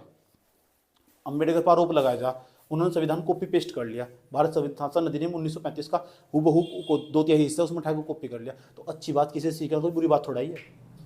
किसी तुम अच्छी बात सीख रहे, तुम घर जाकर मेरी नकल कर रहे, ऐसा समझो, तो कोई बुराई थोड़ा ही कर रहे हैं, ऐसा समझो, नकल ही तो कर रहे, कोई बात नहीं, करो खुल कर करो, कोई दिक्कत थोड़ा ही है, ऐसा समझो। अच्छी बात तो कॉपी कर रहे, हाँ अपने टीचर की तरह सीख रहे, हाँ जो मेरी बुरी बात होगी उसमें छोड़ दो, समझ में आए बात, उसमें छोड़ दो, अच्छी बात अडॉप्ट कर लो, कोई दिक्कत। इतनी बात बताओ, समझ में ही नहीं आई। इस तरह में छोटे छोटे डायग्राम भी देखते रहता हूँ, कहीं से मुझे और सीखने को मिल रहा है। मेरा ऐसा मानना, जिस दिन हमें ये सोचना स्टार्ट कर दिया ना कि आज हमारी तैयारी पूरी हो चुकी, ये समझ जाओ उस दिन हम नीचे जाएंगे। कहाँ जाएंगे? नीचे। हमारा ग्राफ पढ़ाई के नीचे जाएगा, समझ जाओ, उस दिन तैयारी बंद हो चुकी। मैं तो अब भी सीख रहा हूँ तुमसे, आज मैंने तुमसे बहुत चीज़ सीखी है बैठे बैठे रियलिटी में, अभी अभी मैं बता दो क्लास के बीच में। डोडा बेटा ना पूरे दक्षिण भारत की सबसे ऊंची चोटी, तो सबसे ऊंची चोट, सबसे दूसरी सबसे ऊंची चोटी है, पहली नहीं आया, तो पहली क्यों नहीं बता रहे आप? रुक जाओ थोड़ा, सब्र कर दो, ऐसा वाली बात। जो दूसरे पूरे दक्षिण भारत की सबसे ऊंची चोटी है ना, वो ना जो अन्नामलाई की पहाड़ियाँ, अन्नामलाई उन पर पड़ती है, ठीक, जो अन्नामलाई की पहाड़ियाँ उन पर पड़ती है। अभी नहीं बता रहा हूँ, पहले मैं नीलगिरी के बाहर नहीं जा रहा हूँ। इतनी बात बता दो, मुझे समझ में आई। जो भी बातें तुम्हें अच्छी लग रही है ना, कुछ नहीं छोड़ना, नोट्स लेट्स बनाना, क्योंकि एक ही बार बनाना, एक दिन लेट कर दो कोई दिक्कत नहीं है, लेकिन अच्छा बनाओ, और पढ़ाई नहीं छोड़नी बिल्कुल भी, साथ नहीं छोड़ना, हाथ नहीं छोड़ना। कौन सी पिक्चर डायलॉग है? धूम 3 का, मूवी देखनी नहीं, लिख लो उसे भी। डोडा बेटा, याद रहेगी बात है। दक्षिण भारत की दूसरी सबसे ऊंची चोटी ऊटी, फेमस स्थल है यहाँ का, हिल स्टेशन है, प्रसिद्ध हिल स्टेशन है, ऊँटी। इतनी बात बता दो, मुझे समझ में आई नहीं आई? कोई प्रॉब्लम यहाँ तक? समझ में आ रही? कोई प्रॉब्लम? चलो अब जरा, चलो यहाँ तो बात हो चुकी, ऊँटी की बात हो चुकी, टोडा बेटा की बात हो चुकी, तमिलनाडु में जो फैला उसकी बात हो चुकी। थोड़ी केरल की बातें कर लेते हैं। अच्छा, केरल की खास बात पता क्या है? केरल की ये विशेषता, जो केरल है ना, जो केरल आपको दिखाई देगा, ये केरल का पूरा भाग चारों तरफ तो हरा भरा दिखाई देगा। ये केरल ही तो है क्या है? केरल। इतनी बात बताओ, समझ में ही नहीं है। और जो केरल है ना, मैंने कहा देखो ये ना विषुवत रेखा के आसपास पड़ता है। एक तो नंबर फर्स्ट खास बात यह हो, यहाँ ना साल भर वर्षा होती रहती है, कुछ दिन 2-3 महीने रुके फिर वर्षा होती रहती है। बहुत सुंदर सुहाना मौसम हो यहाँ का। समझ में आया बात? यार इतना सुंदर सुहाना मौसम होना है, सदाबहार वर्षावन पाया जाए यहाँ। और जो सदाबहार वर्षावन पाए जाए ना, उनका आकार धीरे धीरे लंबा होता चला जा, बहुत लंबे लंबे घने घने वृक्ष पाए जा, ऐसा करके वृक्ष पाए जा बराबर में, ऐसा करके वृक्ष पाए जा, आया समझ में? ऐसा करके वृक्ष, ये जो वृक्ष हो ना यहाँ, बीच में जगह भी गैप भी नहीं होता, जरा सा भी बीच में जरा सा भी गैप नहीं होता। समझ में बात? यार इतने घने वृक्ष हो ना, आपस में फिर यहाँ एक और वृक्ष निकल के चलाया, ऐसा करके वृक्ष, एक और वृक्ष चलाया निकल गए, ऐसे से वृक्ष पाए जा, सदाबहार वर्षावन पाए जा यहाँ। और सदाबहार वर्षावन ना इतने खतरनाक हो, यहाँ कभी भी शेर नहीं मिलेंगे आपको, क्योंकि शेर जो जानवर हो ना, उसे घूमने के लिए, चलने के लिए खतरनाक बढ़िया इलाका चाहिए, अच्छा जाना चाहिए। आज समझ में? तो यहाँ की जो धूप है ना, पर्याप्त मात्रा में पहुँच पाती है ऊर्जा, तो यहाँ नहीं जो भाग वर्षा पड़ती है और ये वाला भाग दलदली बन जाता, दलदले बन जाता, वर्षा पड़ती है दलदले बन जाता, धूप नहीं मिलनी पाती। तो यहाँ सिर्फ ऐसे जीव मिलेंगे जो आपको जो रेंगने का काम करते हैं, जैसे केंचुए हुए, जैसे क्रोकोडाइल हुआ। क्या हो क्रोकोडाइल? अच्छा मगरमच्छ हो, अच्छा मगरमच्छ हुआ, रेंगने वाला जीव हो। भी छिपकली हो, इतनी बड़ी बड़ी छिपकलियाँ पाई जाए, ऐसा समझे? अच्छा लिजार्ड बोलते हैं, मुझे तो पता नहीं, मुझे इतना पता, लीजा मेरे फ्रेंड का नाम था, ऐसा समझो। हाँ इधर देख, जो केरल के, जो केरल, ये जो केरल आपको दिखाई दे रहा है ना, इस केरल के अंदर ही ऐसे ऐसे सुन लो, एक बहुत फेमस स्थान है, उसका नाम है शांत घाटी। शांत घाटी पाई जा, और कहते हैं यहाँ ना, इसके बाद आज तो कोई गया ही नहीं है। भारत का एकमात्र ऐसा स्थान है दक्षिण में जहाँ कोई जाता ही नहीं। दक्षिण में एकमात्र ऐसा स्थान है जहाँ कोई जाना प्रतिबंधित है। वहाँ पर्यावरण की दृष्टि से संवेदनशील क्षेत्र है, जाना किसी को लाभ नहीं है। अरे पर्यटनार्थी जाने का मौका दिया गया है ना, ये तो इसका भी विनाश कर डाल लेंगे। कुछ तो है ही हॉट स्पॉट की जोन में। इसे शांत घाटी या मूक घाटी भी कहते हैं, मूक घाटी, मूक घाटी, अच्छा मौन घाटी भी से कहते हैं, शाबाश, वेरी गुड। साइलेंट वैली, शांत का मतलब मौन नहीं हो, पर्यावरण थोड़ा भी तो पता होना चाहिए। इसे बोलते हैं silent valley. Silent, silent valley का मतलब घाटी हो। इतनी बात बता दो, मुझे समझ में ही नहीं आई। कोई प्रॉब्लम है तक? ठीक, क्यों यहाँ ना 200 सेंटीमीटर से अधिक वर्षा हो, यहाँ 200 सेंटीमीटर से अधिक वर्षा हो, और 200 सेंटीमीटर से अधिक वर्षा होने के लिए सदाबहार वन काफ़ी हो। समझ में आया बात? यार वर्षा हो क्यों? क्योंकि यहाँ ना जो पवने, उनके अंदर बहुत अधिक मात्रा में आर्द्रता हो, इतनी इतनी अधिक मात्रा में ह्यूमिडिटी हो, वहाँ आर्द्रता हो ना, वो वर्षा इन वर्षों में दलदल बनाने के लिए काफ़ी हो। समझ में आया बात? यार और तुम्हें बता, मैंने सबसे पहले जो भारत के अंदर जो मानसून है, जब वर्षा होनी स्टार्ट होती है, सबसे पहले मानसून यहाँ इस मालाबार तट पर, केरल के मालाबार तट पर ही पहुँचता। समझ, सबसे पहले बार जो मानसून हो मार्च में पहुँच जा, मार्च अप्रैल में, और जून जुलाई तक आते होते हैं उत्तराखंड तक पहुँच जा मानसून, पूरे भारत में फैल जाए। जुलाई तक लास्ट बैठते जाते जाते फिर मानसून लौटना स्टार्ट कर दो, और लौटता हुआ मानसून कम वर्षा करे। समझ नहीं बात? यार और जो एक तो जाता हुआ जो मानसून खतरनाक मात्रा में वर्षा करता चला जा, और जब तक उत्तराखंड तक पहुंचेगा ना, ये समझ जाओ पहाड़ी तो टकरा कर वर्षा करता चला जा बीच में, और कमजोर पड़ चुका हो। समझ में आई बात? यार इसलिए जो हम जिस एरिया में वन उत्तराखंड के, ये समझ जाओ इसमें तो कुछ वर्षा होती ही नहीं। मान दो भाई पढ़ लेते तो मानसून लौट जाएगा, वापस लौटता हुआ मानसून ही वर्षा करेगा। सबसे पहले मानसून ही वर्षा करेगा, आता हुआ फिर जाता हुआ, यहाँ घना घोर वर्षा होती रहती है, 200 सेंटीमीटर के आसपास वर्षा हो। क्यों न हो जय विविधता?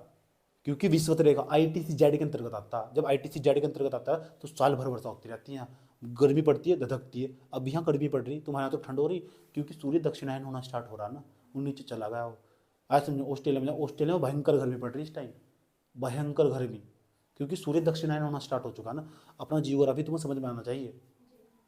समझ में आई बात? है यूनिया के अंदर लगा रहे भगवान गर्मी कर दो बस।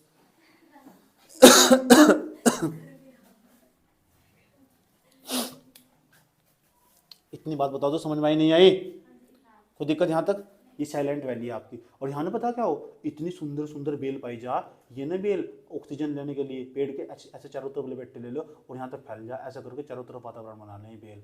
और सूर्य के प्रकाश की किरणें ना ऐसे समझ में ऐसे फैला लो, एक भी सूर्य के प्रकाश की किरण अंदर नहीं पहुंच पाती, जिसके कारण पता क्या हो, यहाँ ना घास भी नहीं बन पाते, छोटे छोटे जो घास हो हैं उन्हें भी तो ऑक्सीजन चाहिए ऑक्सीजन और धूप पर्याप्त मात्रा में मिल पाती, जिसके चलते यहाँ मिट्टी का भाव, मिट्टी के अंदर जो घास हो, छोटे छोटे घास हो, उनका भी अभाव पाया जा और यहाँ की मिट्टी दलदली हो जा।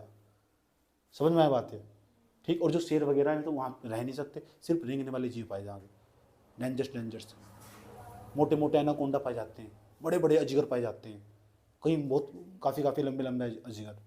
समझ में आया बात है। ये हो साइलेंट वैली, शांत घाटी मैंने देखी हुई, जाना प्रतिबंधित, कोई नहीं जाएगा, अंदर नहीं जाएगा। इतनी बात बता दो, समझ में आया नहीं आया, कोई प्रॉब्लम यहाँ तक चले। अब जो ऊपर वाला भाग दिखा देगा ना आपको, ये इसका नाम है कर्नाटक।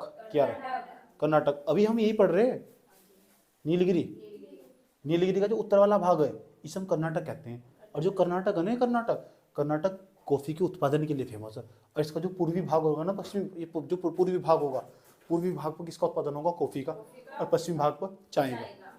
लेकिन अधिक मात्रा में ना कॉफ़ी का उत्पादन हो, और जो कॉफ़ी के उत्पादन के लिए बहुत फेमस है। और जो केरल है ना, केरल यो ना मसालों के उत्पादन के लिए भी फेमस है। किसके लिए, और जहाँ ऊपर ना, यहाँ क्योंकि यहाँ की मिट्टी मसालों के लिए उपयुक्त है। जब कृषि पढ़ेंगे और अच्छा समझ लेंगे यहाँ मसाले क्यों पाए जा। अभी इतना तो याद हुआ कि केरल के अंदर मसाले पाए जा। समझ में आई बात। या जब वास्को डी गामा भारत आया था, भारत खोज करते हुए मिर्च मसालों का व्यापार कर गई, वो अमीर बन चुका था। ये सारे के सारे आए, ये सारा खेल रचा गया ना, यहाँ केरल के कारण रचा गया। इतनी बात बताओ मुझे, जो कर्नाटक है ना, कर्नाटक वो कॉफी के उत्पादन के लिए बहुत फेमस है, कॉफी के उत्पादन के लिए। नहीं बताओ, नीलगिरी घाट समझ में आई नहीं आई, कोई प्रॉब्लम है यहाँ तक, समझ में आए। नीलगिरी पहाड़ी ने देखो अत्यधिक जैव विविधता के लिए, जैव विविधता कारण भारत का सबसे पहला जो जैव मंडल आरक्षित क्षेत्र, जैव संरक्षित क्षेत्र, जैव संरक्षित क्षेत्र है, जैव संरक्षित क्षेत्र है। याद रहेगी बात। या भारत के अंदर सबसे पहला जैव मंडल आरक्षित क्षेत्र यही है, जो वर्ष 1986 में घोषित किया गया था। और वर्ष 1986 में ना हमारा जो पर्यावरण संरक्षण अधिनियम 1986 पारित किया गया था। तुमने भी एडिटोरियल के दौरान कहीं ना कहीं से जरूर पढ़ा होगा, पर्यावरण संरक्षण अधिनियम 1986। बात समझ में आया, ठीक। बड़ी बड़ी संस्थाएं इस टाइम पे आई, और इससे पहले आ चुका था, इससे पहले 1981 में आया था वायु संशोधन अधिनियम 1981। 2022 में सवाल पूछा हुआ आस पर पीटी में। जब पर्यावरण पढ़ाऊंगा तब पढ़ाऊंगा। पर्यावरण को मैं इतनी गहराई तरीके तो एक ही महीने में पर्यावरण खत्म कर दूंगा, और जिंदगी में तो बाहर कोई क्वेश्चन नहीं आ सकता। अब पीटी में लगभग 30 क्वेश्चन के आसपास है वो, यानी निकलना तुम्हारा तय है। और जियोग्राफी पढ़ लो, 10-12 क्वेश्चन इसके हुआ, 37 क्वेश्चन में मेरिट जा रही है, 37-40 क्वेश्चन के आसपास मेरिट जा रही है। SC वालों की तो 37 क्वेश्चन पर जा रही मेरिट, 37 दूनी 74, 75 आसपास मेरिट जा रही है। मेन चीज़ पता क्या दिक्कत खड़ी कर रहा है, सी सेट। कौन सा सेट, वही दिमाग सेट कर देगा तुम्हारा। इसलिए मैं उसकी क्लास लगाने जा रहा हूँ 1 तारीख से, यही 1 तारीख। समझ आई बात है। और तुम दब कर मेहनत करोगे, मैथ और रीजनिंग उसे ब्रांड बना लोगे बिल्कुल। समझ में आई बात है। भयंकर वाली मेहनत करोगे, कैसा भी सवाल दे दो उड़ा दो, कैसी भी रीजनिंग का सवाल दे दो उड़ा दो, चाहे कैसा भी कितना भी हार्ड। समझ, मेहनत करोगे तो क्या नहीं होता। समझ में, ऐसी कोई चीज़ है जिस बिना जिस मेहनत करके प्राप्त नहीं कर जा सकती। समझ में आ बात है। कोई भी चीज़ नामुमकिन नहीं है, ये इंसान ने बनाया, ठीक। तो 18 जीवमंडल आरक्षित क्षेत्र है भारत के अंदर। 18 कितने, 18 मतलब ना जो 11 जीवमंडल आरक्षित क्षेत्र, 18 मतलब जो 11 वे विश्व धरोहर की सूची में शामिल कर रखे यूनेस्को को। 18 में से 11 जो पूरे भारत के अंदर विश्व धरोहर की सूची में शामिल कर रखे। और सबसे बड़ा ना जो वो नीलगिरी बायोस्फीयर रिजर्व, बहुत बड़ा जीवमंडल आरक्षित क्षेत्र है। कई प्रकार के जानवर जीव जंतु पाए जाते हैं यहाँ। समझ में आया। यहाँ नीलगिरी बायोस्फीयर रिजर्व, इसका मतलब नीलगिरी का नाम नील गाय रखते होगी यहाँ। हाँ रह वो सब हर प्रकार का जीव जंतु पाए जाए यहाँ। समझ में आई बात है, हर प्रकार का जीव जंतु पाए जाए यहाँ। ये नीलगिरी बायोस्फीयर रिजर्व 18 जीवमंडल आरक्षित क्षेत्र, बायोस्फीयर रिजर्व कह दो, जीवमंडल आरक्षित क्षेत्र कह दो, जीवों के रहने के लिए स्थान, जीवमंडल आरक्षित क्षेत्र। पर्यावरण में और अच्छे तरीके से समझ लेंगे, डोंट वरी। समझ में आया बात। या पूरे भारत में 18 जीवमंडल आरक्षित क्षेत्र, 11 विश्व धरोहर की सूची में शामिल है। यो भी ना जो नीलगिरी बायोस्फीयर रिजर्व है यो भी विश्व धरोहर की सूची में शामिल है, वर्ल्ड हेरिटेज में। बुझा रहा है, क्या कर रहा है, समझ में आ रहा है। आज ये बहुत संवेदनशील टॉपिक था और मैंने बहुत ही शालीनता से समझाया है, समझ में आ बात है। क्यों? क्योंकि उसमें जल्दबाजी नहीं करी मैंने और अपनी स्पीड 2 की नहीं रखी आज अपनी स्पीड हल्की रखी, जान पूछ कर रखी है। लेकिन रोज ही रोज में ऐसा करूँ, चलो ऐसा करता है मैं, आज नहीं करा। क्यों नहीं करा? क्योंकि अगर मैं ऐसा हवाबाजी करने की कोशिश करता है, वैसे हवाबाजी में उसमें भी नहीं करता, मैं जान इतना समझाता हूँ कि तुम्हारे दिमाग में वहीं रटवा देता हूँ तुम्हारे, समझ में आ बात है। और ये बहुत जरूरी हो, एक स्टूडेंट को इतना याद होना चाहिए, अब नीलगिरी के बारे में कुछ भी कहीं से भेजा हो तुम्हें दूसरों की अपेक्षा सबसे ज़्यादा पता, और तमीज से पता, अच्छे अच्छे डायग्राम की अपेक्षा। ये भी पता उसका विस्तार कहाँ ज़्यादा, ये बताओ उसकी क्या क्या विशेषता, सही पता और अच्छे तरीके से पता। रिवीजन नहीं करोगे फिर वहीं पहुंच जाओगे जहाँ से स्टार्ट करा था, इतना पता होगा बस। फिर जब रिवीजन नहीं करोगे कि एक नीलगिरी बायोस्फीयर रिजर्व, नीलगिरी गांठ और वो दक्षिण भारत में पड़ा, इसके अलावा कुछ नहीं पता लगने का हो। ऐसा ही तो हो, इसका मतलब रिवीजन का अभाव। इसलिए इसके अंदर आने वाले जो वर्ड है ना उन्हें चलते फिरते देखते रहना चाहिए, कभी नहीं बोलते। मैं ऐसे ही नहीं बोलता, रिलेटिव बात बता रहा हूँ। तुम आज मैं तुम्हें पढ़ाने आया हूँ ना, मैंने इसमें तो कुछ नहीं देखता, सिर्फ पीडीएफ में मैंने कुछ नहीं देखा, आया ठाया मैप बनाता चला गया मैंने। गूगल पर मैंने कुछ नहीं देखा है, 2-4 लाइन पढ़ी बस गूगल पर, मैंने कहा सब तो मुझे पता ही, समझ में आ बात है। बीच बीच में मैं क्लास पढ़ाते वक्त पढ़ा रहा हूँ, दूसरी क्लास इसका जिक्र करता रहता हूँ, और जिस चीज़ का जिक्र होता रहा ना वो हमें से याद रहती है, समझ आई बात है। गार्डन सुना क्या? तुझे याद कर लिया है आयत की तरह, तेरा जिक्र हो रहा है रिवायत की तरह, क्या उसका अर्थ?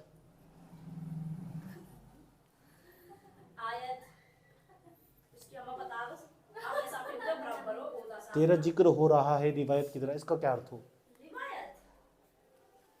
आयत का उल्टा, कायम तू बन गई है रिवायत की तरह, तेरा जिक्र हो रहा है आयत की तरह। जब हिंदी साहित्य पढ़ेगी ना इतना दीतले दूतना पड़ेगा।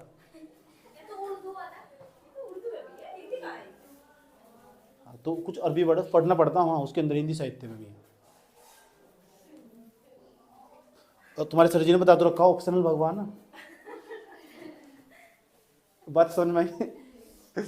इतना बता दो समझ में आया नहीं आया, मजा आ रहा है जियोग्राफी में, बुझा रहा है ठीक। अब थोड़ा ये नीचे समझ लो, जो नीलगिरी की पहाड़ी है ना, नीलगिरी की पहाड़ी के दक्षिण में एक पहाड़ी पड़ती है, नीलगिरी पहाड़ी के दक्षिण में। अब मैं यहाँ से नाम हटा रहा हूँ, सब लिख लोगे तुम, आया समझ में। वीडियो में साफ दिखाई देता, मैं आज देख रहा था टैब के अंदर बहुत अच्छा दिखाई दे, सारा का सारा बहुत क्लीन दिखाई दे, समझ बात, बहुत क्लीन दिखाई दे, सारा का सारा साफ दिखाई दे, और आवाज भी बड़ी मस्त आती है, और मेरा चेहरा भी बहुत सुंदर सा दिखाई दे, सच में। एक पहाड़ी इधर पाई जा, एक इधर पाई जा, इसमें से टूट कदलग हुई है, एक पहाड़ी इधर पाई जाएगी। इसका नाम बताऊं क्या था? इसका नाम था अन्नामलाई की पहाड़ी। ऐसे ही तुम मैप में लिखोगे ना तो ज्यादा याद रहने वाला, समझ में बात या। और हेडिंग बनाएगा अलग से, अन्नामलाई की पहाड़ी उसके बारे में अलग से लिखना, नीलगिरी की पहाड़ी बनाएगा उसके बारे में अलग से लिखना, आया समझ में। और जो अन्नामलाई की पहाड़ी हेडिंग बनाएगा उसके बारे में अलग से लिखना। अब मैं तुम्हें समझा रहा हूँ कि जो नीलगिरी की पहाड़ी और जो अन्नामलाई की पहाड़ी, ये दोनों एक दर्रे के द्वारा अलग होती है। उस दर्रे का नाम पता क्या है? उस दर्रे का नाम पालघाट दर्रा, पालघाट दर्रा, चुप हो जा, पालघाट दर्रा। कौन सा दर्रा? तो नीलगिरी की जो पहाड़ी और जो नीचे दर्रा आने हो, समझ, नीलगिरी पहाड़ी जो दर्रा इसका नाम पालघाट दर्रा, और जो अन्नामलाई की पहाड़ी को अलग करता। और जो अन्नामलाई की पहाड़ी है ना उसके दक्षिण में एक सबसे ऊंची चोटी पाई जा, पूरे दक्षिण भारत की सबसे ऊंची चोटी है, उसका नाम पता क्या है? उसका नाम, जो पूरे दक्षिण भारत की सबसे ऊंची चोटी ये बताने जा रहा हूं मैं, उसका नाम अन्नाई मुड़ी। हाँ यार अन्नाई मुड़ी, क्या नाम है उसका? अन्नाई मुड़ी, अन्नाई मुड़ी। कौन मुड़ी? अन्नाई मुड़ी, याद रहेगी बात। या पूरे दक्षिण भारत की सबसे ऊंची चोटी का नाम बताओ, अन्नाई मुड़ी। दूसरी सबसे ऊंची चोटी का नाम बताओ कहां से पड़ती है? तमिलनाडु के अंदर, डोडा बेटा, डोडा बेटा। उत्तरी सह्याद्री की सबसे ऊंची चोटी का नाम बताओ, दक्षिणी सह्याद्री की सबसे ऊंची चोटी का नाम बताओ। कालसुबाई कहां पड़ती है? कुंद्रेमुख कहां पड़ती है? कुंद्रेमुख की बराबर में कौन सी पहाड़ी पड़ती है? वहां किसके लिए फेमस है? कॉफी के लिए। आए तो कॉफी का व्यापार करने, हम इनका व्यापार है, बाबा बन गए यहाँ आगे, समझ में आया बात है। रियलिटी बात है, हित आई कहानी है, समझ में आया बात है। अगर मैं विस्तार पूर्वक पढ़ाऊँ ना, अगर मैं तुम्हें ऑप्शनल पढ़ाता है तो सारी कहानी बताता हूँ, कहानी में घुमा देता हूँ, दिमाग खराब कर देता हूँ मैं, ऑप्शनल लेना, ले सकते हो, कोई दिक्कत नहीं है। हिंदी साहित्य भी सही है। इतनी बात बताओ, समझ में आई नहीं आई? कोई दिक्कत? ठीक। अच्छा, जिन जिन तुम्हारे पास ही हो, अगर उसके अंदर है ना ग्रेजुएशन के अंदर, तो तुम्हारा बहुत अच्छा नंबर आने वाला, हो सकता तुम यूनिवर्सिटी टॉप कर जाओ, यूनिवर्सिटी टॉप कर जाओ जिसके पास ग्रेजुएशन में है।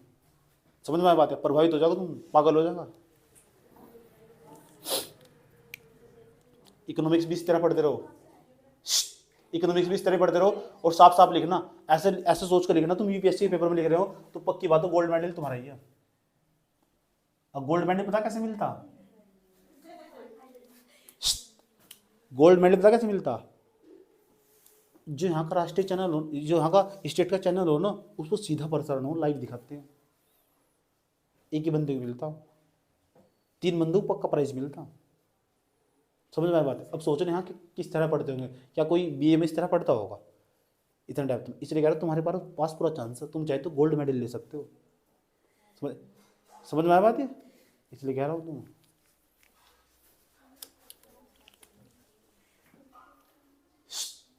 कोई दिक्कत? और सुनो, तो पूरे दक्षिण भारत की सबसे ऊंची चोटी का नाम क्या है? अन्नामलाई, अन्नाईमुड़ी, अन्नाईमुड़ी, ये अन्नाईमुड़ी है। ये अन्नाईमुड़ी की जो ऊंचाई है ना, वह 2695 मीटर है। कितनी? 2695 मीटर, 2695 मीटर। मैंने कहा था नहीं 3000 के आसपास भी कोई यहाँ पर्वत ऊंची चोटी नहीं है इससे ज्यादा। समझ में बात है? तो अन्नाईमुड़ी की जो चाहिए 2695 मीटर है। विपिन सिंह रावत का नाम सुना तुमने? विपिन सिंह रावत जो हेलीकॉप्टर क्रैश हुआ था, यहाँ नीलगिरी की पहाड़ियों पर हुआ था उसका, यहाँ नीलगिरी की पहाड़ियों में उसका हेलीकॉप्टर क्रैश। समझ में आई बात है? ठीक। चलो, जो 2695 मीटर अन्नाईमुड़ी की चाहिए, पूरे दक्षिण भारत की सबसे ऊंची चोटी अन्नाईमुड़ी। और कहाँ कौन सी पहाड़ियाँ पड़ती है? अन्नामलाई की पहाड़ी, अन्नामलाई की पहाड़ियों पड़ती है, याद रखना। अच्छा, अन्नामलाई की पहाड़ियों ना, यहाँ बहुत सारे हाथी पाए जा। वैसे सब पूरे भारत में सबसे ज्यादा हाथी कर्नाटक में पाए जा, वैसे तो कर्नाटक के अंदर पाए जा, लेकिन जो हाथी ना यहाँ भी बहुत ज्यादा मात्रा में हाथी पाए जा अन्नामलाई की पहाड़ियों पर। इन्हें ना हाथी पहाड़ी भी कहते हैं, हाथी पहाड़ी। इसका आकार भी हाथी के जैसा ही है, हाथी पहाड़ी। इतनी बात बता दो, मुझे समझ में आई नहीं आई? कोई दिक्कत है क्या यहाँ तक? ठीक। तो यहाँ जो हमारी अन्नामलाई की पहाड़ियाँ हैं, अन्नामलाई की पहाड़ियाँ ना, जो हाथी की पहाड़ियाँ भी कहते हैं, हाथी की पहाड़ी के नाम से जानते हैं। दक्षिण भारत की सबसे ऊंची चोटी, याद रखना, पूरे दक्षिण भारत है पूरा, सबसे ऊंची चोटी का नाम क्या है? अन्नाईमुड़ी। ऊंचाई कितनी इसकी? 2695 मीटर। पीसीएस में इस तरह का फैक्ट पूछ लो, यूपीएससी नहीं पूछेंगे इस तरह का फैक्ट, डोंट वरी। समझ में आया बात? है इतना बता दो, समझ में आ रहा है या नहीं?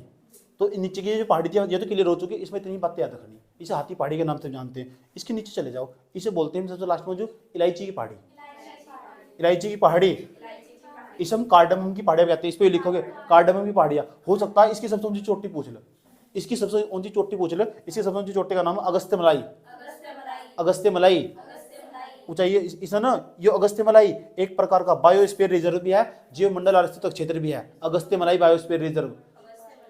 और तमिलनाडु में पड़ता, तमिलनाडु में अगस्त्यमलाई। याद रखना, इसकी सबसे ऊंची चोटी का नाम है अगस्त्यमलाई, अगस्त्यमलाई। कौन सी मलाई? किसकी? कौन सी पहाड़ी की है? इलायची पहाड़ी। ये इलायची के लिए फेमस है, ये पहाड़ी इलायची के लिए फेमस है। यहाँ सर्वाधिक मात्रा में इलायची होती है, और इससे ज्यादा सब पूरी दुनिया में सबसे ज्यादा मात्रा में इलायची कहाँ होती है? जिबूती में। नाम नहीं सुना? जिबूती अफ्रीका में देश पढ़ाया था यार, तुम कैसे हो? इतनी बात बताओ, समझ में ही नहीं आई? कोई प्रॉब्लम यहाँ तक? उसके बाद ही साइड में कौन सी पहाड़ी, इसका नाम बताओ साइड में? पालिनी की पहाड़ी। पालिनी की जो पहाड़ी ना, इसकी जो सबसे ऊंची चोटी, उसका नाम बताने जा रहा हो तुम। उसकी पालिनी की पहाड़ी का सबसे ऊंची चोटी, एक ही नाम, एक ही फैक्ट लिखना है बस। इसका नाम है कोडाई कोनल, कोडाई कोनल, कोडाई कोनल, कोडाई कोनल। याद रखना कि जो पालिनी की पहाड़ी, उसकी सबसे ऊंची चोटी का नाम है कोडाई कोनल, कोडाई कोनल। इतनी बात बता दो, मुझे समझ में ही नहीं आई? कोई प्रॉब्लम है तक? सह्याद्री के बारे में लिख लोगे, नीलगिरी के बारे में लिख लोगे। नीलगिरी के बाद नीचे कौन सी क्या आता? अन्नामलाई की पहाड़ी। उसके बाद नीचे इलायची की पहाड़ी, इधर साइड पालिनी की पहाड़ी, सबके बारे में लिख लोगे। कोई दिक्कत किसी बच्चे के यहाँ तक? लिख दोगे, ये सारा डाटा लिखोगे, स्टार्टिंग में बीच में आके इसकी महत्ता समझाई थी वो भी लिख दोगे, समझ में आई बात है। फिर कल ये बताऊंगा कि इसमें मेंस में कैसा सवाल आया हुआ, उसे कैसे डील करोगे। मेंस में जो सवाल आया पश्चिमी घाट पर्वत को लेकर सवाल पूछा कि जैविक विविधता को लेकर, उसे कैसे डील करोगे। वैसे पर्यावरण के तरीके से डील कर सकते हैं, लेकिन उसे हम यहीं करने की कोशिश करेंगे। जो 2-3 सवाल है उसे भी देखेंगे साथ साथ में मेंस के, समझ में आया। पीरियड कुछ नहीं बचने वाला, इतना रख दूँ। ऐसा मान के चलते हैं पश्चिमी घाट पर्वत में इतना बहुत है, पश्चिमी घाट पर्वत में बच्चे को पता होना चाहिए, क्योंकि दिमाग की भी कैपेसिटी हो, अन्य सब्जेक्ट भी तो पढ़ने सभी से ही पढ़ोगे, समझ में आया बात है भाई। ये कि इससे तो आपका काम हो जाएगा आराम से, समझ में आया। चलिए ठीक, ये वाला मैप आप हल्का नोट कर लो, नहीं तो ऐसे भी आप घर से जाकर नोट कर सकते हो।